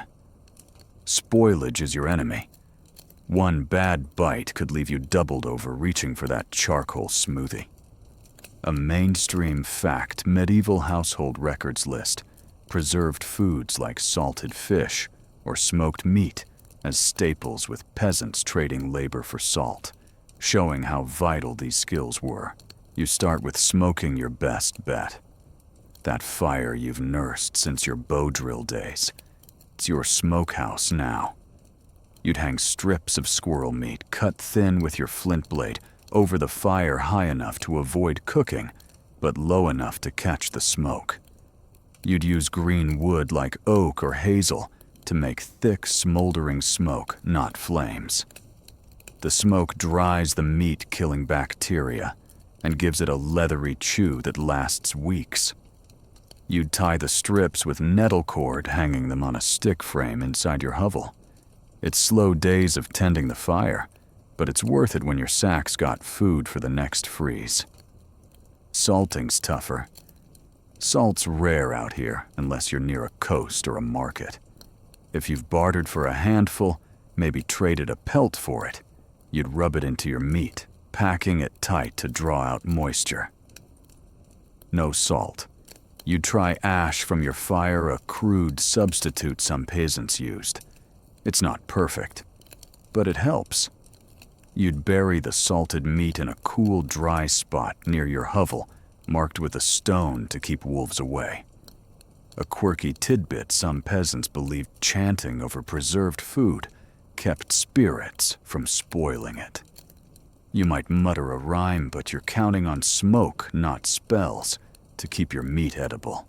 Drying's your fallback for plants, those foraged nettles and rose hips. You'd spread them on a flat rock near your fire, turning them to avoid mold. Acorns are trickier. You'd soak them first to leach tannins, then dry them into hard nuggets. You'd grind them into flour with a stone, storing it in a hide pouch tied with nettle cord. If you're lucky, you'd dry an egg's contents cracked onto a hot stone and scraped thin to mix into broth later. That gourd's holding boiled water, keeping your hands clean to avoid tainting your stash. A light joke, your dried nettles are so tough, you're eating medieval jerky, hope your teeth are up for the challenge. You're learning to spot spoilage. Meat turns slimy, smells sour. Toss it far from your hovel to avoid attracting rats. Plants mold fast in damp air, so you'd check daily, sniffing for rot. If it's borderline, you'd boil it hard using that hot rock trick, hoping heat kills the bad stuff. Your dog's a helper, sniffing out spoiled food before you taste it, but you're watching it. Hunger makes it steal. That hen's eggs are gold, but they crack easily.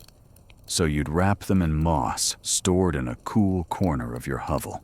Historians still argue whether peasants preserved most of their food or ate it fresh to avoid spoilage risks. Some say smoking and salting were universal. Others think only settled folk had the resources, with wanderers like you eating day to day. Out here, you're preserving because you have to. Winter's coming, and your snares might fail. Your hovel's smoky air is a bonus, keeping bugs off your drying meat. That flint's cutting strips thinner, and your bone awl's punching holes for hanging cords. Every skill's linked fire, foraging, tool-making, now preserving. Dangers in the process. A smoky fire draws bandits, so you'd work at dawn when fog hides the haze. If your meat's under-smoked, it rots. Over-smoked, it's ash. You'd test each strip, chewing a bit to check texture. Wolves smell your stash, so you'd bury extras in a clay-lined pit sealed with stones. Those alliances you built, they're fragile, share a scrap, and a wanderer might demand more. You'd trade a dried nettle bundle for salt, but watch their hands. Your dog's your guard, growling at strangers, sniffing your hoard. You're getting crafty.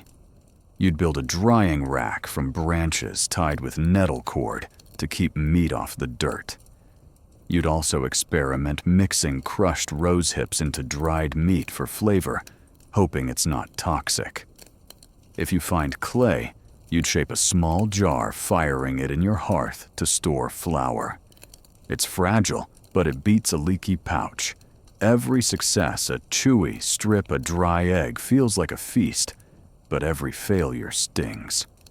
You'd learn adjusting smoke levels or checking storage daily. That gourd's your water source, keeping your food prep clean. The psychological toll is heavy. Hunger looms, and every spoiled scrap feels like a betrayal. You'd fight despair by focusing smoke dry store. You'd hum a village, preserving rhyme, its rhythm matching your fire tending. Superstition creeps in, you'd sprinkle ash on your stash, believing it wards off rot. When a strip lasts a week without spoiling, you'd notch your stick, marking a win. Small victories keep you sane, like that dog staying loyal or that hovel still dry. Community's a gamble. A wanderer might share salt, but they could steal your dried meat. You'd barter at a distance, tossing a snare for their ash, shouting terms to avoid close contact. Those bandits, they'd kill for your stash, so you'd keep it hidden, buried or hung high. Your dog's your sentinel, barking at thieves. That fire's low, hiding smoke from prying eyes. You'd sleep with your flint close, because losing it means no more cutting. Weather's a foe. Damp air molds your food, so you dry faster using more fire. Cold's better, it slows rot, but freezes your gourd, forcing you to thaw it. You'd store food away from your hovel's damp walls, using that weather-watching savvy to pick dry days. That nettle cords tying your drying rack, keeping it sturdy. Your gourd's vital holding water for soaking. Every skill's connected fire, alliances weather-watching, now preserving. Your meat smoked chewy, but good stored in a hide pouch. Your nettles are dry, your acorn flowers ready for broth. You're proud tasting a strip and finding it solid. The forest's a beast, but you're outsmarting it one preserved bite at a time. That flint's cutting cleaner, your all's tying tighter. A second joke, your jerky's so tough you could use it as armor. Hope the wolves don't try it on. Danger's never far. A bad smoke, a moldy stash, or a bandit's nose could ruin you. You'd check your food daily, sniffing for spoilage. You'd also scout for more game, knowing your snares are fickle. The forest's a pantry, but it's stingy, and you're not taking chances. A third joke, your stash is so well hidden, you might forget where it is. Hope your dog's got a better memory. You're tougher now, your hands steadier with smoke, your eyes sharper for rot. The forest's a gauntlet, but you're stalking at one strip at a time. Your hovel's smoky, your dog's alert, and your hen's still laying. Keep your stash close, and your wits closer. The medieval wild's got more hunger to throw. You're curled in your hovel, the fire's faint embers casting shadows on the mud walls. Your dog's quiet, breathing a small comfort, and your hen nestled in its pen. Your flint blades sharp, your smoked squirrel strips are stashed, and you've outsmarted storms with your weather-watching savvy. But the forest's relentless hunger-cold bandits, and the constant threat of a misstep weigh heavy. Your mind's taking a beating, and fear creeps in like damp through your cloak. Medieval peasants survived not just with tools, but with mental grit, using tricks to keep despair at bay. You're about to learn how to stay sane amidst the chaos, because out here, a broken spirit is as deadly as a broken blade. Mental resilience was a silent weapon in the Middle Ages. By the 13th century, peasants faced famines, plagues, and feudal demands that crushed the weak-willed. Chronicles from the time, like those from English villages, describe folks enduring loss through rituals, songs, and sheer stubbornness. You're alone, no village to lean on, but your mind's your fortress. The forest's a maze of dread. Every rustle could be a wolf, every shadow a bandit. Your goal is to keep your head clear, using routines, stories, and small wins to fight panic. A mainstream fact, medieval records show peasants using work songs to ease the toll of labor, proving mental tricks were as vital as physical ones for survival. You start with routine. The forest's chaos thrives on breaking you, but structures your shield. You wake at dawn, check your snares, tend your fire, and patch your hovel's walls. Each task sharpening your flint, twisting nettle cord, feeding your dog anchors you. You'd repeat them even when your bones ache, because the rhythm's a lifeline. You'd hum a village tune, maybe one, about reaping barley, its notes, pushing back the dark. When you finish a task like smoking a fresh squirrel strip, you'd notch your stick, a quiet defiance against the fear gnawing at you. Stories are your next defense. You'd whisper tales to yourself, half remembered from elders, half spun from desperation, about cunning serfs, outwitting lords, or outrunning wolves. You'd tell them to your dog, its ears twitching like it's listening, though it's probably just dreaming of bones. It's silly, but it fills the silence, keeping loneliness at bay. A quirky tidbit, some peasants believed stories kept evil spirits from their hearths, claiming words had power over the forest's gloom. You're not sure about spirits, but when a twig snaps outside, you're spinning a yarn about a hero who tricked a dragon, and it steadies your pulse. Superstition's a crutch, and you're leaning hard. You'd carve a small charm across, or a knot on a twig, tucking it under your pine needle bed for luck. When you dodge a bandit or find a clean spring, you'd thank the charm, not chance. It's nonsense, but it's control in a world that feels like it's out to get you. You'd pray 2 quick words to a saint or the stars, because hope's a spark you can't let die. A light joke, you're praying so much, the forest spirits might send you a bill for overtime. Hope they take nettle cord as payment. You're learning to tame fear. Panic's a killer. When a wolf howls, your mind screams run, but you'd breathe slow, counting to 5 using that bandit dodging calm. You'd name your fears, hunger, cold, betrayal to shrink them. If despair hits, you'd chew a scrap of smoked meat, reminding yourself you've survived worse. That gourd's water boiled with hot rocks is a ritual sip, grounding you in the now. You'd focus on what's real, your flints sharp, your hovels dry, your hens still laying. Historians still argue whether peasants' mental tricks were planned or instinctual. Some say songs and rituals were taught part of village lore.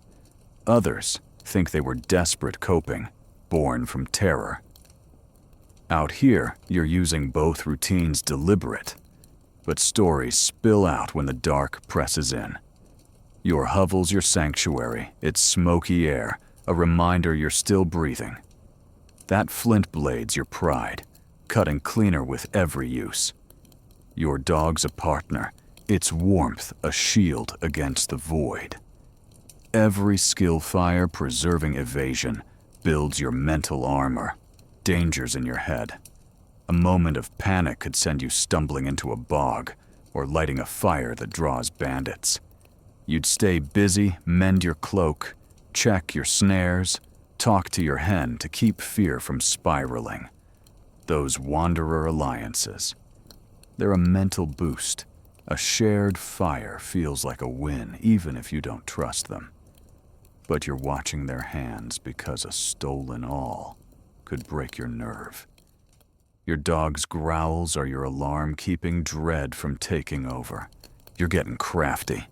You'd play mind games, count the stars, guess the next bird call to stay sharp. You'd mark days on a tree, tracking time to feel progress.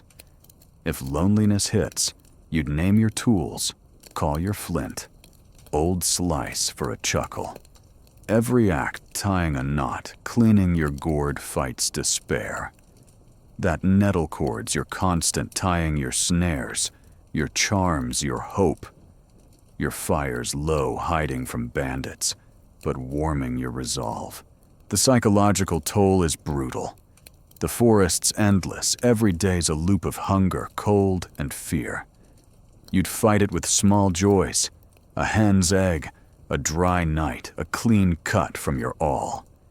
You'd sing louder when despair creeps, drowning out the dark. Superstition's your ally, you'd whisper to the fire, believing it hears you. When you wake without a wolf at your door, you'd notch your stick, marking a win. Small victories keep you sane, like that preserved meat lasting, or that hovel standing strong.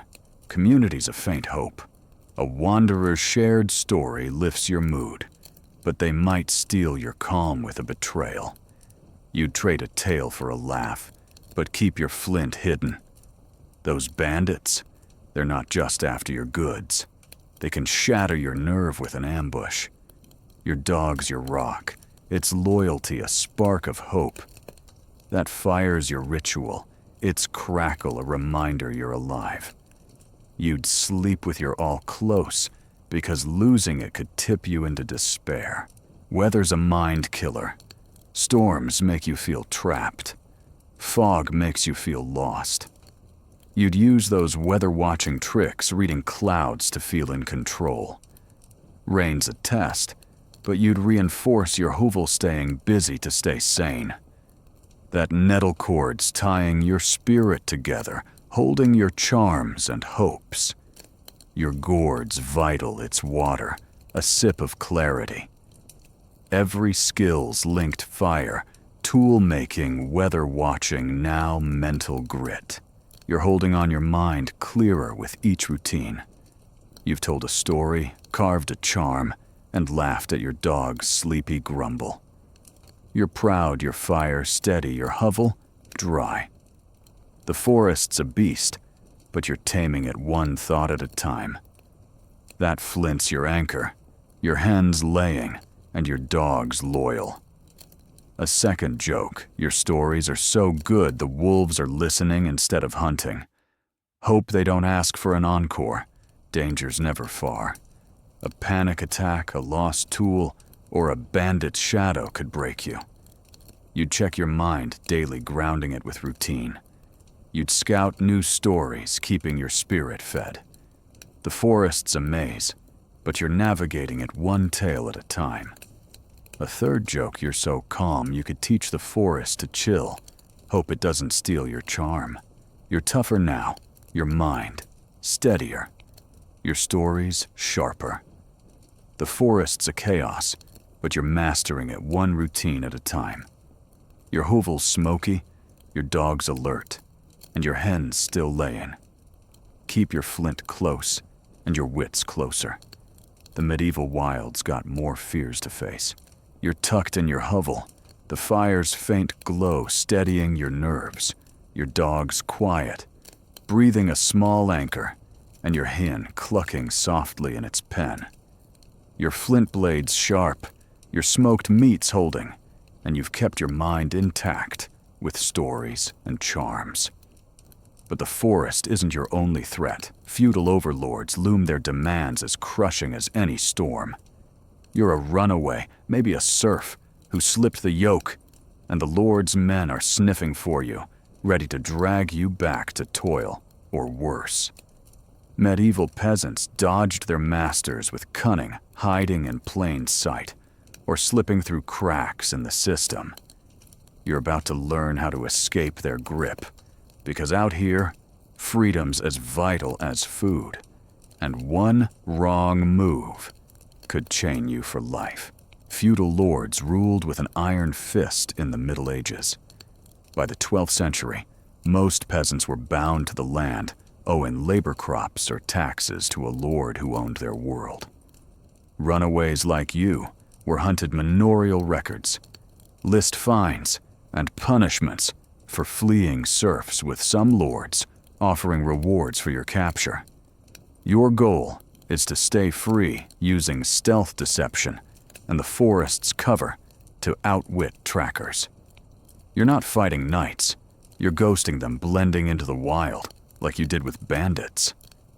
A mainstream fact, medieval court rules like those from England show serfs escaping to forests or towns, with some lords losing up to a quarter of their labor to runaways. You start with hiding.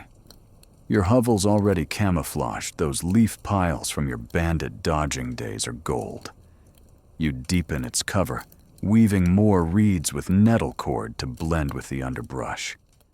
You'd avoid lighting your fire during the day. Smoke's a beacon for lords' men on horseback. At night, you'd bank it low, using dry wood to cut haze. You'd move your snares farther from paths, checking them at dawn when trackers sleep. Your dog's your sentinel, its low growl warning of hoofbeats. That hen, you'd quiet it with extra feed, because a cluck could betray you. Deception's your next trick. If you're near a village, you'd pose as a traveler, not a runaway. You'd barter a snare for a tattered hood hiding your face. You'd mimic a pilgrim's limp, muttering prayers to seem harmless. If questioned, you'd spin a story, say you're headed to a shrine, not fleeing a manor. You'd use that storytelling grit from your mind-saving days, keeping your tale simple to avoid tripping up. A quirky tidbit: some runaways carried fake relics, like a saint's bone, really a rabbit's, to sell their pilgrim act. You might whittle a stick to look holy, but you're not betting your freedom on it. You're learning to read the land for escape routes. That river you navigated by. It's your ally, wade through it to break your scent trail, stepping out on rocks to leave no prints. You'd mark safe paths with flint-carved notches hidden low on trees. If Lord's men are close, you'd climb a tree using those bandit-dodging skills and wait them out. Your cloak's mud-smeared blending with the forest, and your flints tucked inside to avoid glinting. You'd move at dusk, when shadows hide you, using that weather-watching savvy to pick foggy days for cover. A light joke you're so good at hiding you could vanish from a lord's tax roll, hope he doesn't hire your dog to sniff you out. Historians still argue whether most runaways escaped to towns or stayed in the wild. Some say urban guilds offered freedom. Others think forests were safer with runaways forming hidden camps. You're sticking to the trees because towns mean crowds and questions. Your hovel's your fortress, its location a secret even from your wanderer allies. That nettle cord's tying a new escape hatch, a loose panel in your hovel's back wall. Your dog's your partner, its nose sharper than any tracker's hound. Every skill's linked fire navigation, mental grit, now evasion. Dangers in the hunt. Lord's men aren't bandits. They're trained with dogs and spears. If they spot your hovel, you're done. You'd erase signs, sweep tracks with a branch, scatter leaves over your fire pit. If you're trailed, you'd drop a worthless item like a broken stick to distract them, then bolt zigzag through trees. Your flint blade's a last resort, but you're not fighting, you're running. Those alliances, they're dicey, share a tip with a wanderer, and they might sell you out for a lord's coin. You'd trade a snare for silence, but watch their eyes. You're getting crafty. You'd make decoys a fake campfire smoldering just enough to draw trackers away. You'd scatter thorns on paths, slowing horses. If you're near a bog, you'd lead pursuers there, knowing they'll avoid the muck. Your bone-alls carving false tracks on soft ground, misleading hounds. Every trick buys time. That gourd's your lifeline sipped sparingly on the run. Your dog's trained to stay quiet, its bark saved for real danger. That hen's penned tight because a stray feather could mark your trail. The psychological toll is brutal. Every hoofbeat's a threat, every snapped twig a noose. You'd fight panic with routine check your hovel, move your snares, whisper a story. You'd hum a village freedom song, its rhythm steadying your heart. Superstition's your crutch. You'd tuck a yarrow sprig in your cloak, believing it hides you from trackers. When you slip past a patrol, you'd notch your stick, marking a win. Small victories keep you sane like that smoked meat lasting, or that fire staying hidden. Community's a risk. A wanderer might warn you of Lord's men, but they could just as easily betray you for bread. You'd share a fish to buy loyalty, but keep your hovel's location secret. Those bandits, they're less scary than trackers. Bandits want your flint. Lords want your life. Your dog's your ally, its loyalty surer than any human's. That fire's low-hiding smoke from sharp-eyed riders. You'd sleep with your all close, because losing it means no more decoys. Weather's your friend and foe. Fog's perfect for slipping away, but it blinds you too. You'd move by feel, using that navigation savvy. Rain washes tracks, but soaks your cloak, slowing you. You'd use storms to move knowing trackers hunker down. That nettle cord's tying a new hood, keeping rain off your face. Your gourd's vital, holding water for long runs. Every skills connected fire alliances, weather watching, now evasion. You've dodged a patrol, your heart pounding as you crouch in a thicket, your dog silent beside you. Your hovel's safe, your snares reset, and your flint's still yours. You're proud, slipping through the forest like a shadow. The wild's a beast, but you're outrunning it one trick at a time. That bone all's ready for more decoys, your nettle cord's holding strong. A second joke, you're so slippery. The Lord's men think you're a ghost, hope they don't start praying you away. Danger's never far. A sharp hound, a careless track, or a traitor's word could catch you. You'd check your hovel daily, erasing signs of life. You'd scout new hideouts using that star-reading skill to stay oriented. The forest's a refuge, but it's stingy, and you're not taking chances. A third joke, your decoys are so good, you're worried you'll fool yourself. Hope your dog knows the way home. You're tougher now, your steps lighter, your eyes sharper for hoofprints. The forest's a trap, but you're slipping through one dodge at a time. Your hovel's hidden, your dog's alert, and your hen's quiet. Keep your flint close, and your wits closer. The medieval wild's got more lords to outrun. You're holed up in your hovel, the fire's faint warmth easing the chill, your dog's eyes glinting in the dark, and your hen quiet in its pen. Your flint blade's sharp, your cloak's patched, and you've slipped past lords' men with cunning and decoys. But your resources are scraps. Bones hides a dwindling pile of nettles, and winter's lean months are closing in. Every broken stick, every torn cloth is a loss you can't afford. Medieval peasants turned trash into treasure, repurposing every scrap to survive. You're about to learn how to transform the forest's discards into tools, clothes, or shelter, because out here, waste is a luxury, and one missed opportunity could leave you empty-handed. Repurposing was a way of life in the Middle Ages. By the 13th century, peasants reused everything: broken tools, worn clothes, even dung, because resources were scarce, and survival demanded ingenuity. You're no villager with a stockpile.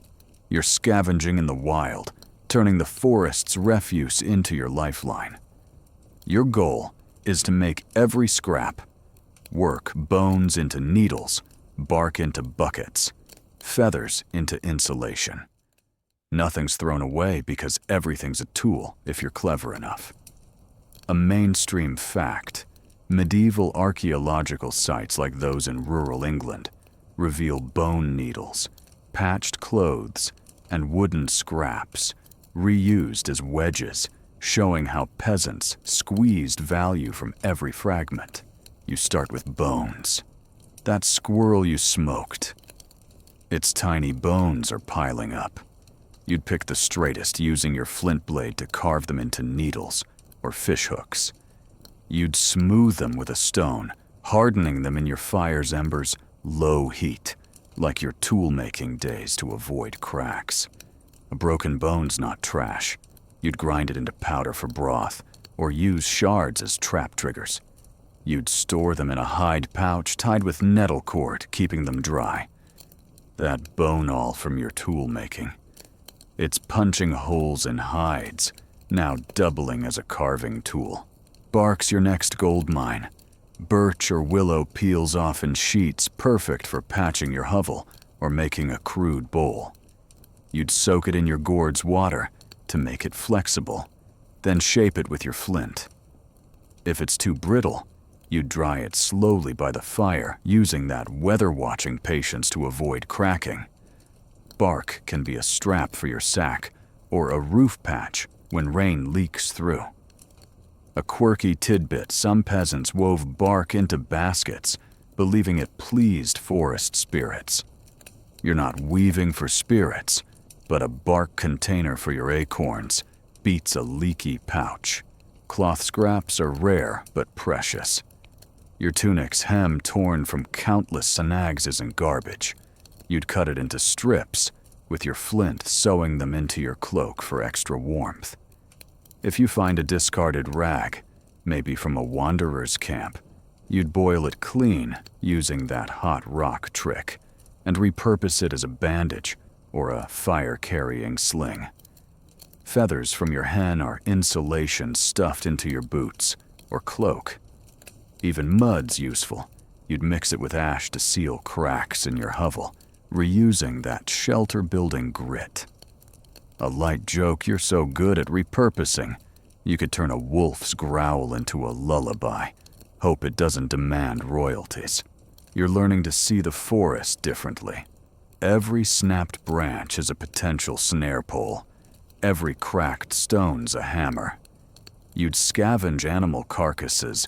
Wolves leave scraps if you're quick taking sinew for thread or hide for patches. If you find antlers, you'd carve them into handles, stronger than bone using your bone awl. Nothing's wasted, not even dung. It's fuel. When wood's scarce, burning slow in your fire. That gourd's holding water for soaking bark, and your dog's sniffing out bones. Though you're watching it, hunger makes it chew your stash.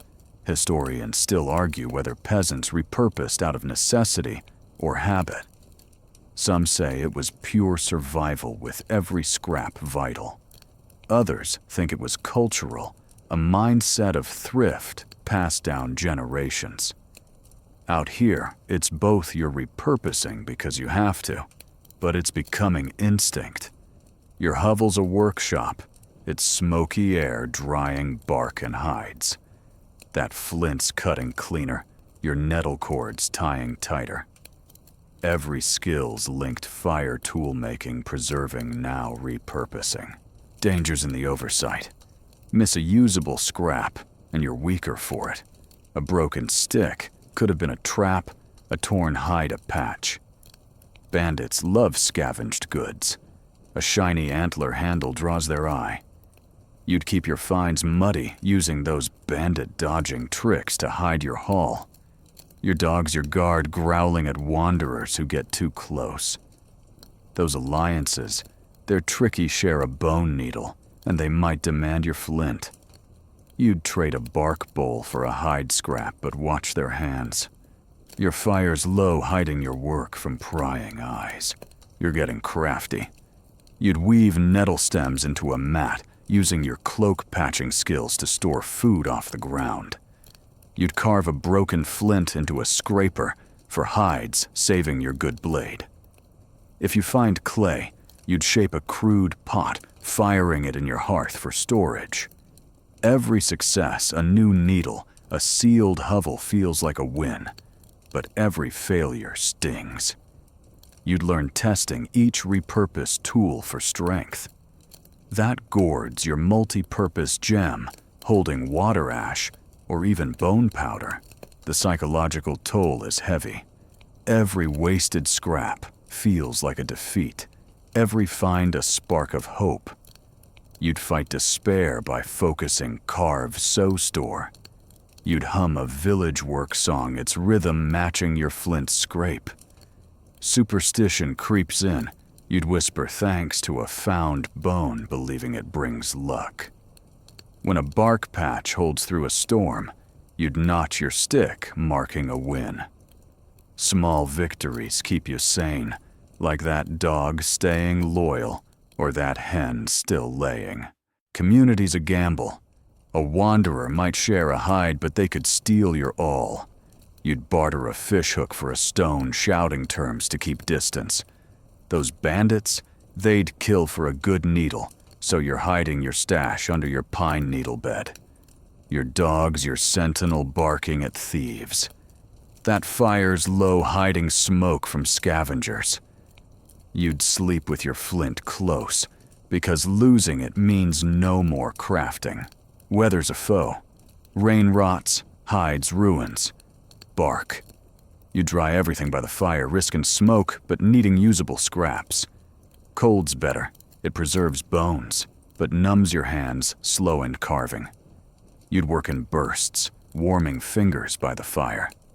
that nettle cord's tying your new tools, its strength a nod to your foraging days.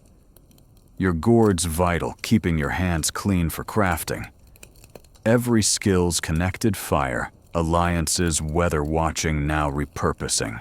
Your hovels patched with bark, your sacks heavier with bone tools, and your cloaks stuffed with feathers. You're proud testing a new needle and finding it sharp. The forest's a beast, but you're scavenging it one scrap at a time. That flints your pride. Your all's your backup. A second joke. Your bone needle's so fine you could sew a lord's ego, hope he doesn't demand a fitting. Danger's never far. A lost scrap, a stolen tool, or a bandit's eye could undo you. You'd check your stash daily, sniffing for rot. You'd scout for more bones, knowing your tools won't last. The forest's a junkyard, but it's stingy, and you're not taking chances. A third joke, you're so good at repurposing, you could turn a bandit's sneer into a smile, hope it comes with a trade. You're tougher now, your hands steadier with bones, your eyes sharper for scraps. The forest's a maze, but you're mining it one find at a time. Your hovel's smoky, your dog's alert, and your hen's still laying. Keep your tools close, and your wits closer. The medieval wild's got more trials waiting. You're tucked in your hovel, the fire's low glow warming your patched cloak and flint blade. Your dog curled up nearby, and your hen quiet in its pen. Your bone all's sharp, your smoked meat's stashed, and you've turned scraps into tools with scavenger's cunning. But your filthy mud, caked on your hands, sweat and smoke clinging to your skin. In the medieval wild, cleanliness isn't just comfort, it's survival. Fleas, infections, and the stench of unwashed days draw trouble from disease to suspicious villagers. Peasants had hacks to stay cleanish without soap or baths, using the forest's scraps and ingenuity. You're about to learn how to scrub up with nothing but dirt and grit, because out here, filth could kill you faster than a bandit's knife. Hygiene was a faint hope in the Middle Ages. By the 14th century, most peasants bathed. Rarely water was scarce, and disease thrived in filth. The Black Death taught hard lessons. Cleanliness could mean life. You're not in a village with a shared well. You're in the wild, where rivers are risky and soap's a dream. Your goal is to clean your body clothes and hovel without wasting resources or drawing attention. A mainstream fact, medieval herbals, like those from monasteries, list plants like mint and sage for cleaning, showing peasants use nature to fight grime, even if they didn't understand germs. You start with water. That stream you boiled for drinking. It's your bath now. You'd find a clean stretch, fast-moving far from village runoff, and scoop it into your gourd. No tub, so you'd splash, sparingly scrubbing with sand to scrape off dirt. It's cold, your skin prickling, but it beats fleas. For your face, you'd rub crushed mint leaves, their sharp scent, cutting grease, and maybe killing bugs. You'd avoid soaking your cloak, wet wool's heavy and slow to dry, but you'd rinse its hem where mud cake's thickest. That hot rock boiling trick, you'd use it to warm water when you can, because freezing dips sap your strength. Your hovel's a mess too. Fleas love your pine needle bed, and dust breeds sickness. You'd sweep it with a branch, burning old bedding in your fire to kill pests. You'd sprinkle crushed sage scavenged from a clearing on the floor, its faint antiseptic kick a bonus. Your dog's a flea magnet, so you'd comb its fur with a stick, dunking it in water to drown the critters. That hen's pen, you'd move it farther out, tied with nettle cord, to keep its droppings from stinking up your space. A quirky tidbit, some peasants believed washing with dew at dawn cleansed evil airs. You might try at wiping grass-wet hands on your face, but you're not counting on magic to stay clean. Clothes are the hardest. Your tunic's a map of stains, blood, mud, squirrel fat. You'd rinse it in a stream, beating it with a smooth stone to loosen grime. No soap, but you'd rub it with wood ash, a gritty cleaner that cuts grease. You'd dry it by the fire low to avoid scorching, using that weather-watching savvy to pick a dry day. If it's torn, you'd patch it with hide scraps using your bone awl and nettle cord. Your boots are worse caked with mud they're breeding rot. You'd scrape them with your flint, stuffing them with fresh moss to dry the insides.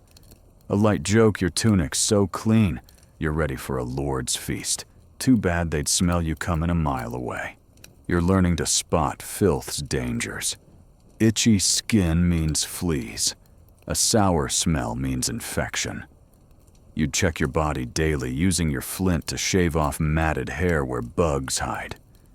Your dog's a mirror if it's scratching your next. You'd boil water for drinking and washing using that gourd to ration it. If you're desperate, you'd try a fringe trick rubbing clay on your skin to draw out dirt, then rinsing it off.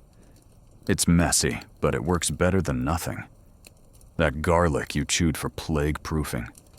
It's masking your stench too, though your dog's not impressed. Historians still argue whether peasants prioritized hygiene or just survived it. Some say herbal washes show deliberate cleanliness. Others think most ignored filth until disease struck.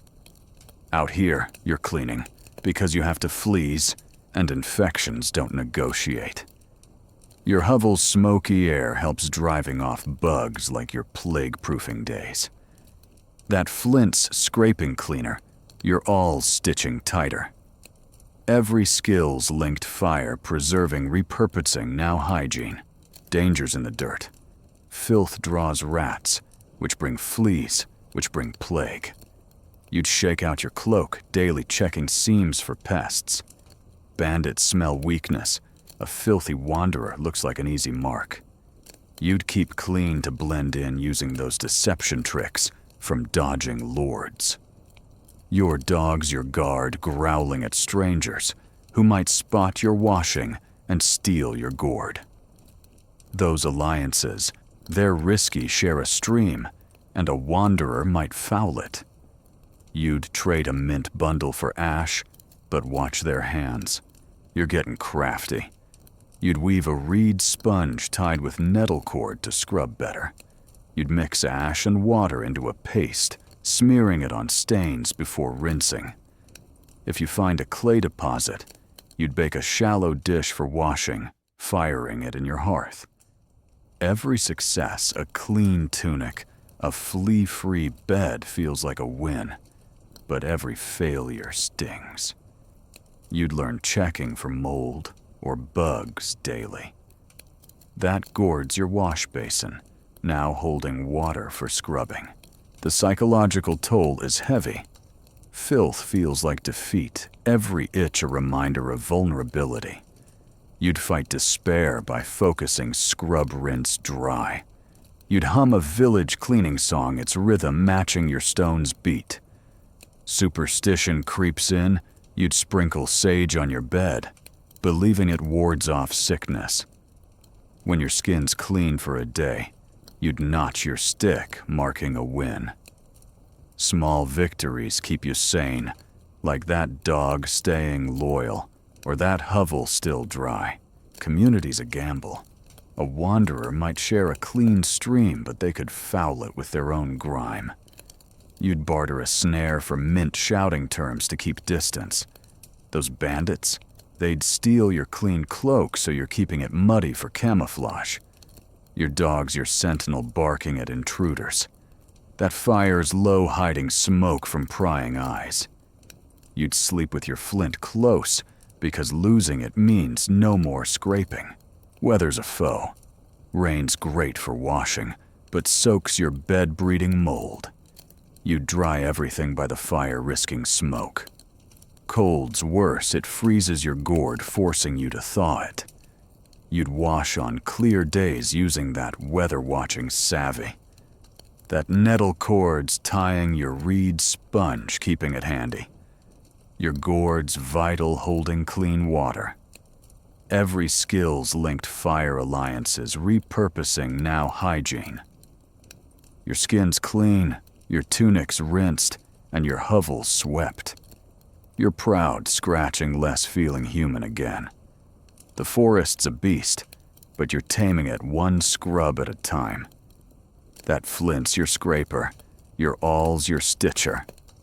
A second joke, you're so clean, you could pass for a monk. Hope they don't expect you to pray. Danger's never far. A missed flea, a tainted stream, or a bandit's eye could undo you.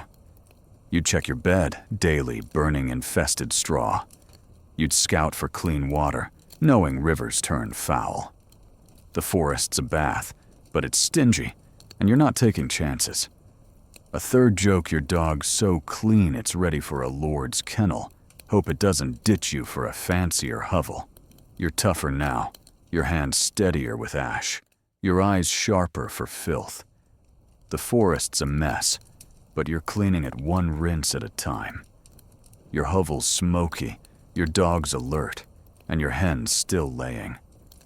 Keep your gourd close, and your wits closer. The medieval wild's got more grime to throw. You're huddled in your hovel, the fire's faint glow keeping the cold at bay. Your dog's ears pricked for trouble, and your hen quiet in its pen. Your flint blade's sharp, your cloak's clean, and you've turned scraps into tools with a scavenger's eye. But trouble's brewing, rumors of a siege reach your ears, carried by a wanderer you traded with. A nearby town's under attack, its walls locked tight, and you're caught in the ripple. Food scarce, bandits are bolder, and you might get trapped if the fighting spreads. Medieval peasants endured sieges by stretching every resource, outlasting starvation with grim resolve. You're about to learn how to survive a siege's chokehold, because out here, hunger and fear are as deadly as any army. Sieges were brutal in the Middle Ages. By the 13th century, they were common lords, and armies starved towns into submission, cutting off food and water. Peasants outside the walls like you faced the fallout. No markets, no game, and roaming soldiers who don't care who you are. Your goal is to hunker down, ration your supplies, and stay hidden while the chaos rages. A mainstream fact, chronicles from sieges, like those of Jerusalem in 1187, describe peasants surviving on stored grain and hidden caches, showing how preparation was their lifeline. You start with food. Your smoked squirrel strips and dried nettles are gold. Now sieges choke off foraging and snares. You'd ration, ruthlessly eating a strip a day, sipping acorn broth to stretch it. You'd hide your stash in a clay-lined pit, dug near your hovel and marked with a stone to foil bandits. That hen's eggs are priceless. You'd save everyone wrapping them in moss. If your dog catches a rat common in siege times, you'd roast it using that fire you've nursed since your bow drill days. Nothing's wasted, not even bones. You'd boil them for broth. A quirky tidbit, some peasants ate leather during sieges, boiling old shoes for soup. You're not there yet, but your boots are looking nervous. Water's your next fight. Streams might be guarded or fouled by soldiers, so you'd rely on your gourd filled with boiled water from that hot rock trick. You'd scout a hidden spring using your navigation savvy and fill every container gourd bark bowl, even a hollowed log. You'd sip sparingly, wetting your lips to save every drop. If rain comes, you'd catch it in your cloak, funneling it into your gourd with a reed. That nettle cord's tying a rain trap, now keeping your supply safe. You'd also bury a water cache like your food to avoid losing it to raiders. Your hovel's your fortress, but it's vulnerable. Soldiers and bandits roam during sieges, looting anything they find. You deepen its camouflage, piling more leaves and mud, using that bandit-dodging stealth. You'd shrink the smoke hole, banking your fire to hide smoke. If fighting gets close, you'd scout a backup hideout, a cave or thicket marked with a flint-carved notch. Your dog's your sentinel, growling at approaching boots. That hen, you'd move its pen inside, muffling clucks with extra feed. A light joke, your hovel's so hidden you could host a siege party. Too bad the guest list is just you and your dog. Historians still argue whether peasants outside walls fared better than those inside during sieges. Some say the wild offered freedom to scavenge. Others think townsfolk had more stores while wanderers starved. You're betting on the forest, but it's a gamble. Your flint blades ready for cutting hides or defending your stash. That bone awl's punching holes for new traps because snares might still catch something. Every skill's linked fire, preserving hygiene, now siege survival. Dangers everywhere. Soldiers might burn the forest to flush out stragglers, so you'd keep your fire low using dry wood to cut smoke. Bandits desperate in siege, times will kill for an egg. You'd use your lord-dodging tricks, moving at dusk to avoid patrols. If you're spotted, you'd drop a decoy, a broken stick, and bolt zigzagging through trees. Your dog's your early warning, its nose sharper than any soldier's. Those alliances, they're crumbling wanderers turn cutthroat when food's gone. You'd trade a snare for silence, but watch their hands. You're getting crafty. You'd weave a nettle cord net to catch birds because game's scarce. You'd also carve a wooden spoon with your flint, making rationing easier. If you find clay, you'd bake a tiny pot for boiling roots, firing it in your hearth. Every success, an egg saved, a sip preserved, feels like a win, but every failure stings. You'd learn checking your stash for rot daily. That gourd's your lifeline, holding water and broth. Your dog's lean but loyal, and your hen's still laying barely. The psychological toll is brutal. Hunger gnaws fear, claws, and every distant shout spikes your pulse. You'd fight despair with routine check snares, sip water, whisper a story. You'd hum a village siege, song its rhythm steadying your heart. Superstition's your crutch, you'd tuck a stone in your cloak, believing it wards off soldiers. When your stash lasts another day, you'd notch your stick, marking a win. Small victories keep you sane, like that fire still burning or that hovel still hidden. Community's gone. Wanderers are rivals now, stealing anything not buried. You'd share a scrap to avoid a fight, but trust's dead. Those bandits, they're boulder-looting, siege-struck camps. Your dog's your only ally, growling at shadows. That fire's low, hiding smoke from raiders. You'd sleep with your flint close because losing it means no more cutting. Your hovel's your bunker, its walls your only shield. Weather's a foe. Rain fills your gourd, but floods your hideout, forcing you to dig new drainage with your awl. Cold's worse, it saps your strength, making hunger hit harder. You'd eat more acorns, using that preserving savvy to stretch them. That nettle cord's tying your food cache, keeping it dry. Your gourd's vital, holding every drop you can spare. Every skill's linked fire alliances, repurposing now siege survival. Your stash is holding your hovels hidden, and you've dodged a patrol. You're proud, sipping broth, feeling the forest's pulse. The siege is a beast, but you're enduring it one ration at a time. That flint's your cutter, your awl's your digger. A second joke, your rations are so tight, you're dreaming of squirrel banquets, Hope the wolves don't crash the party. Danger's never far. A raided stash, a spotted hovel, or a soldier's spear could end you. You'd check your caches daily, sniffing for rot. You'd scout for new hideouts, using that navigation savvy to stay ahead. The forest's a trap, but it's stingy, and you're not taking chances.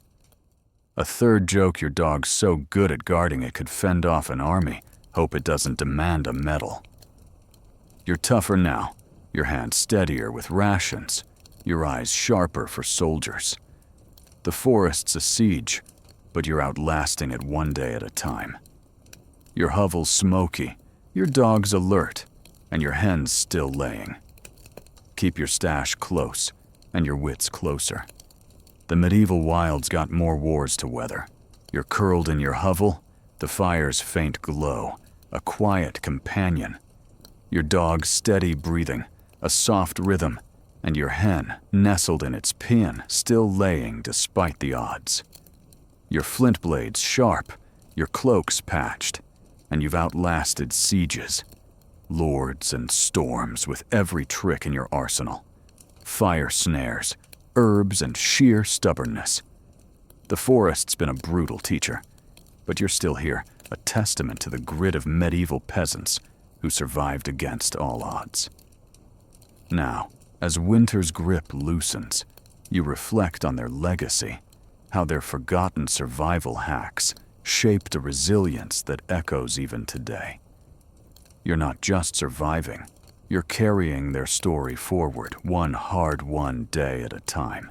Peasant resilience defined the Middle Ages. By the 13th century, most of Europe's population were peasants, enduring famines, plagues, and feudal demands with ingenuity that kept them alive. Their skills forging tools, dodging danger, stretching scraps weren't just survival. They were defiance against a world that tried to break them.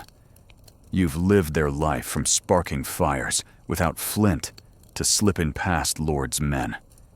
Your hovel, your dog, your hen. They're proof you've mastered their ways. A mainstream fact: medieval village records show peasants rebuilding after disasters, like the Great Famine of 1315, using shared labor and scavenged resources, proving their grit was a legacy that outlasted empires. You look at your hovel, its mud walls scarred, but stand in a monument to your shelter-building days. Every stick, every smear of mud tells a story of storms weathered and bandits dodged. You'd reinforce it one last time, packing fresh mud with your bone awl, tying reeds with that nettle cord that's held your life together. Your fire's low, banked with ash to save fuel, a nod to those sparkless nights you conquered. You're not staying forever. The forest's a teacher, not a home. But you're proud, knowing you've turned nothing into something just like those peasants did. Your tools: flint blade, bone, awl, nettle, cord are your inheritance. You'd sharpen the flint one more time, using that hammerstone trick, feeling its edge bite clean. The bone awl's worn, but still punches holes, a reminder of wounds stitched and hides patched. You'd carve a final charm, a tiny spiral on a twig, believing it carries your luck forward, like those peasants who etched symbols for hope. A quirky tidbit: some peasants buried tools under their hearths, believing it tied their spirit to the land. You won't bury your flint, but you'll keep it close, a piece of the forest's lessons. Your dog's your partner, its loyalty a mirror of the community you've grudgingly built. Those wanderers you traded with, they're gone, scattered by sieges or betrayal, but their tips, berry patches, safe springs linger in your mind. You'd share a final scrap with your dog, its tail thumping a small thank you for its growls that saved you from bandits. Your hen's eggs wrapped in moss are your last stash, a nod to your preserving savvy. You're not a village, but you've learned their lesson. No one survives alone, not entirely. The forest taught you to read its pulse, moss for direction, clouds for storms, silence for danger. You checked the sky one last time, spotting a red sunset, a promise of clear days. Your navigation tricks, stars, rivers, notched trees kept you free. You'd whisper a village rhyme's stars above path below its rhythm of farewell to the wild. Superstitions faded, but you'd tuck a yarrow sprig in your cloak, a habit from your plague-proofing days. When you pack your sack, flint all gourd, you'd notch your stick, marking a final win. A light joke, you've outsmarted the forest so well, it might write you a thank you note. Hope it's not in wolf howls. Historians still argue whether peasant resilience was born from desperation or ingenuity. Some say survival forced their creativity. Others think their skills were a culture honed over generations. You've lived both. Every snare, every stitch was a fight, but it's made you sharper. Your hovel's your proof, its walls a map of your survival. That flint's your legacy, cutting cleaner with every lesson. Every skill, fire, foraging, evasion, repurposing, wove a thread of grit that's kept you alive. Danger's never gone. A new lord, a fresh siege, or a bad winter could test you again. You'd check your stash, sniffing for rot, and scout a new path using that star-reading savvy. The forest's a beast, but it's taught you its ways. Your dog's your guard, its nose keener than ever. Those bandits, they're still out there, but you're a ghost now slipping through their traps. Your fire's low hiding smoke, a habit from your lord dodging days. You'd sleep with your all close because the wild doesn't rest. You're getting crafty one last time. You'd weave a final nettle cord strap for your sack, making it easier to carry. You'd carve a wooden spoon, a keepsake from your siege rationing days to eat on the move. If you find clay, you'd bake a small pot, a nod to your preserving hacks for future broths. Every tool's a memory fire, alliances, hygiene, survival. That gourd's your constant holding water for the road. Your dog's lean but ready, and your hen's still laying a final gift. The psychological toll lingers. The forest's silence can still spike your heart, but you're tougher, your mind steadier. You'd fight fear with routine pack check move. You'd hum a final song, its notes carrying you forward. When you step out of your hovel, you're not just a wanderer, you're a survivor, carrying peasant grit into whatever comes next. A second joke, you're so resilient, the forest's ready to retire. Hope it doesn't expect you to take over. As you step into the dawn, the air's soft, the forest's edge glowing with first light. Your cloak's heavy with patches, your sack light, but enough. The trees seem quieter, their whispers less threatening. You're not done. There's a village somewhere, or a new path, but you're ready. Your dog trots beside you, its nose low, and you've left the hen's pen open, a small freedom for its loyalty.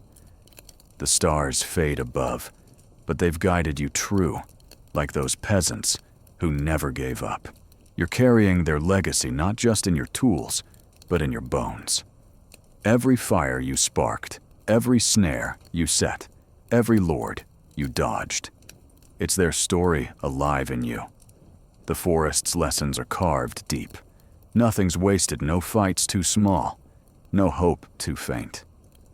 You'd notch one last mark on your stick, not for a win, but for them, for the peasants who turned mud into homes and scraps into survival.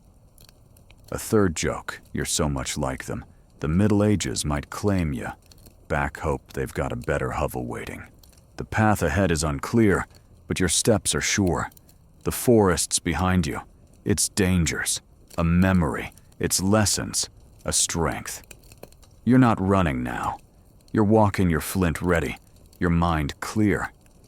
The world's still wild, but you're wilder forged by the same grit that kept peasants alive through centuries of want. As you walk, the forest's hum softens a gentle lull, replacing its harsh lessons.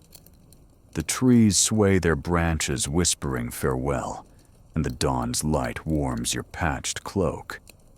Your dog's steps match yours, its loyalty a quiet comfort, and the weight of your sack, flint all gored, feels like a friend. You're leaving the hovel behind, its mud walls crumbling into the earth, but its lessons linger etched in every callus, every notch on your stick. The medieval wild was a beast, but you tamed it one fire, one snare, one story at a time. The air's crisp, carrying the scent of pine and possibility. You're not bound by lords or hunger anymore. You're free, shaped by peasant grit that turned despair into defiance. The stars, your old guides, are gone, but their paths are in you, pointing to new horizons. You'd hum softly, a village tune fading into the breeze, letting the forest's weight slip away. Your heart steady, your breath slow, each step a promise of rest. The wild's taught you enough. Now it's time to rest, to dream, to let the world's hardness melt into the dawn's glow. Sleep calls as gentle as a stream. Your eyes are heavy, your body ready to ease. The forest's lessons will wait, but for now, let the warmth of your cloak, the memory of your fire, and the quiet of the morning carry you to peace. You're a survivor, and the night's yours.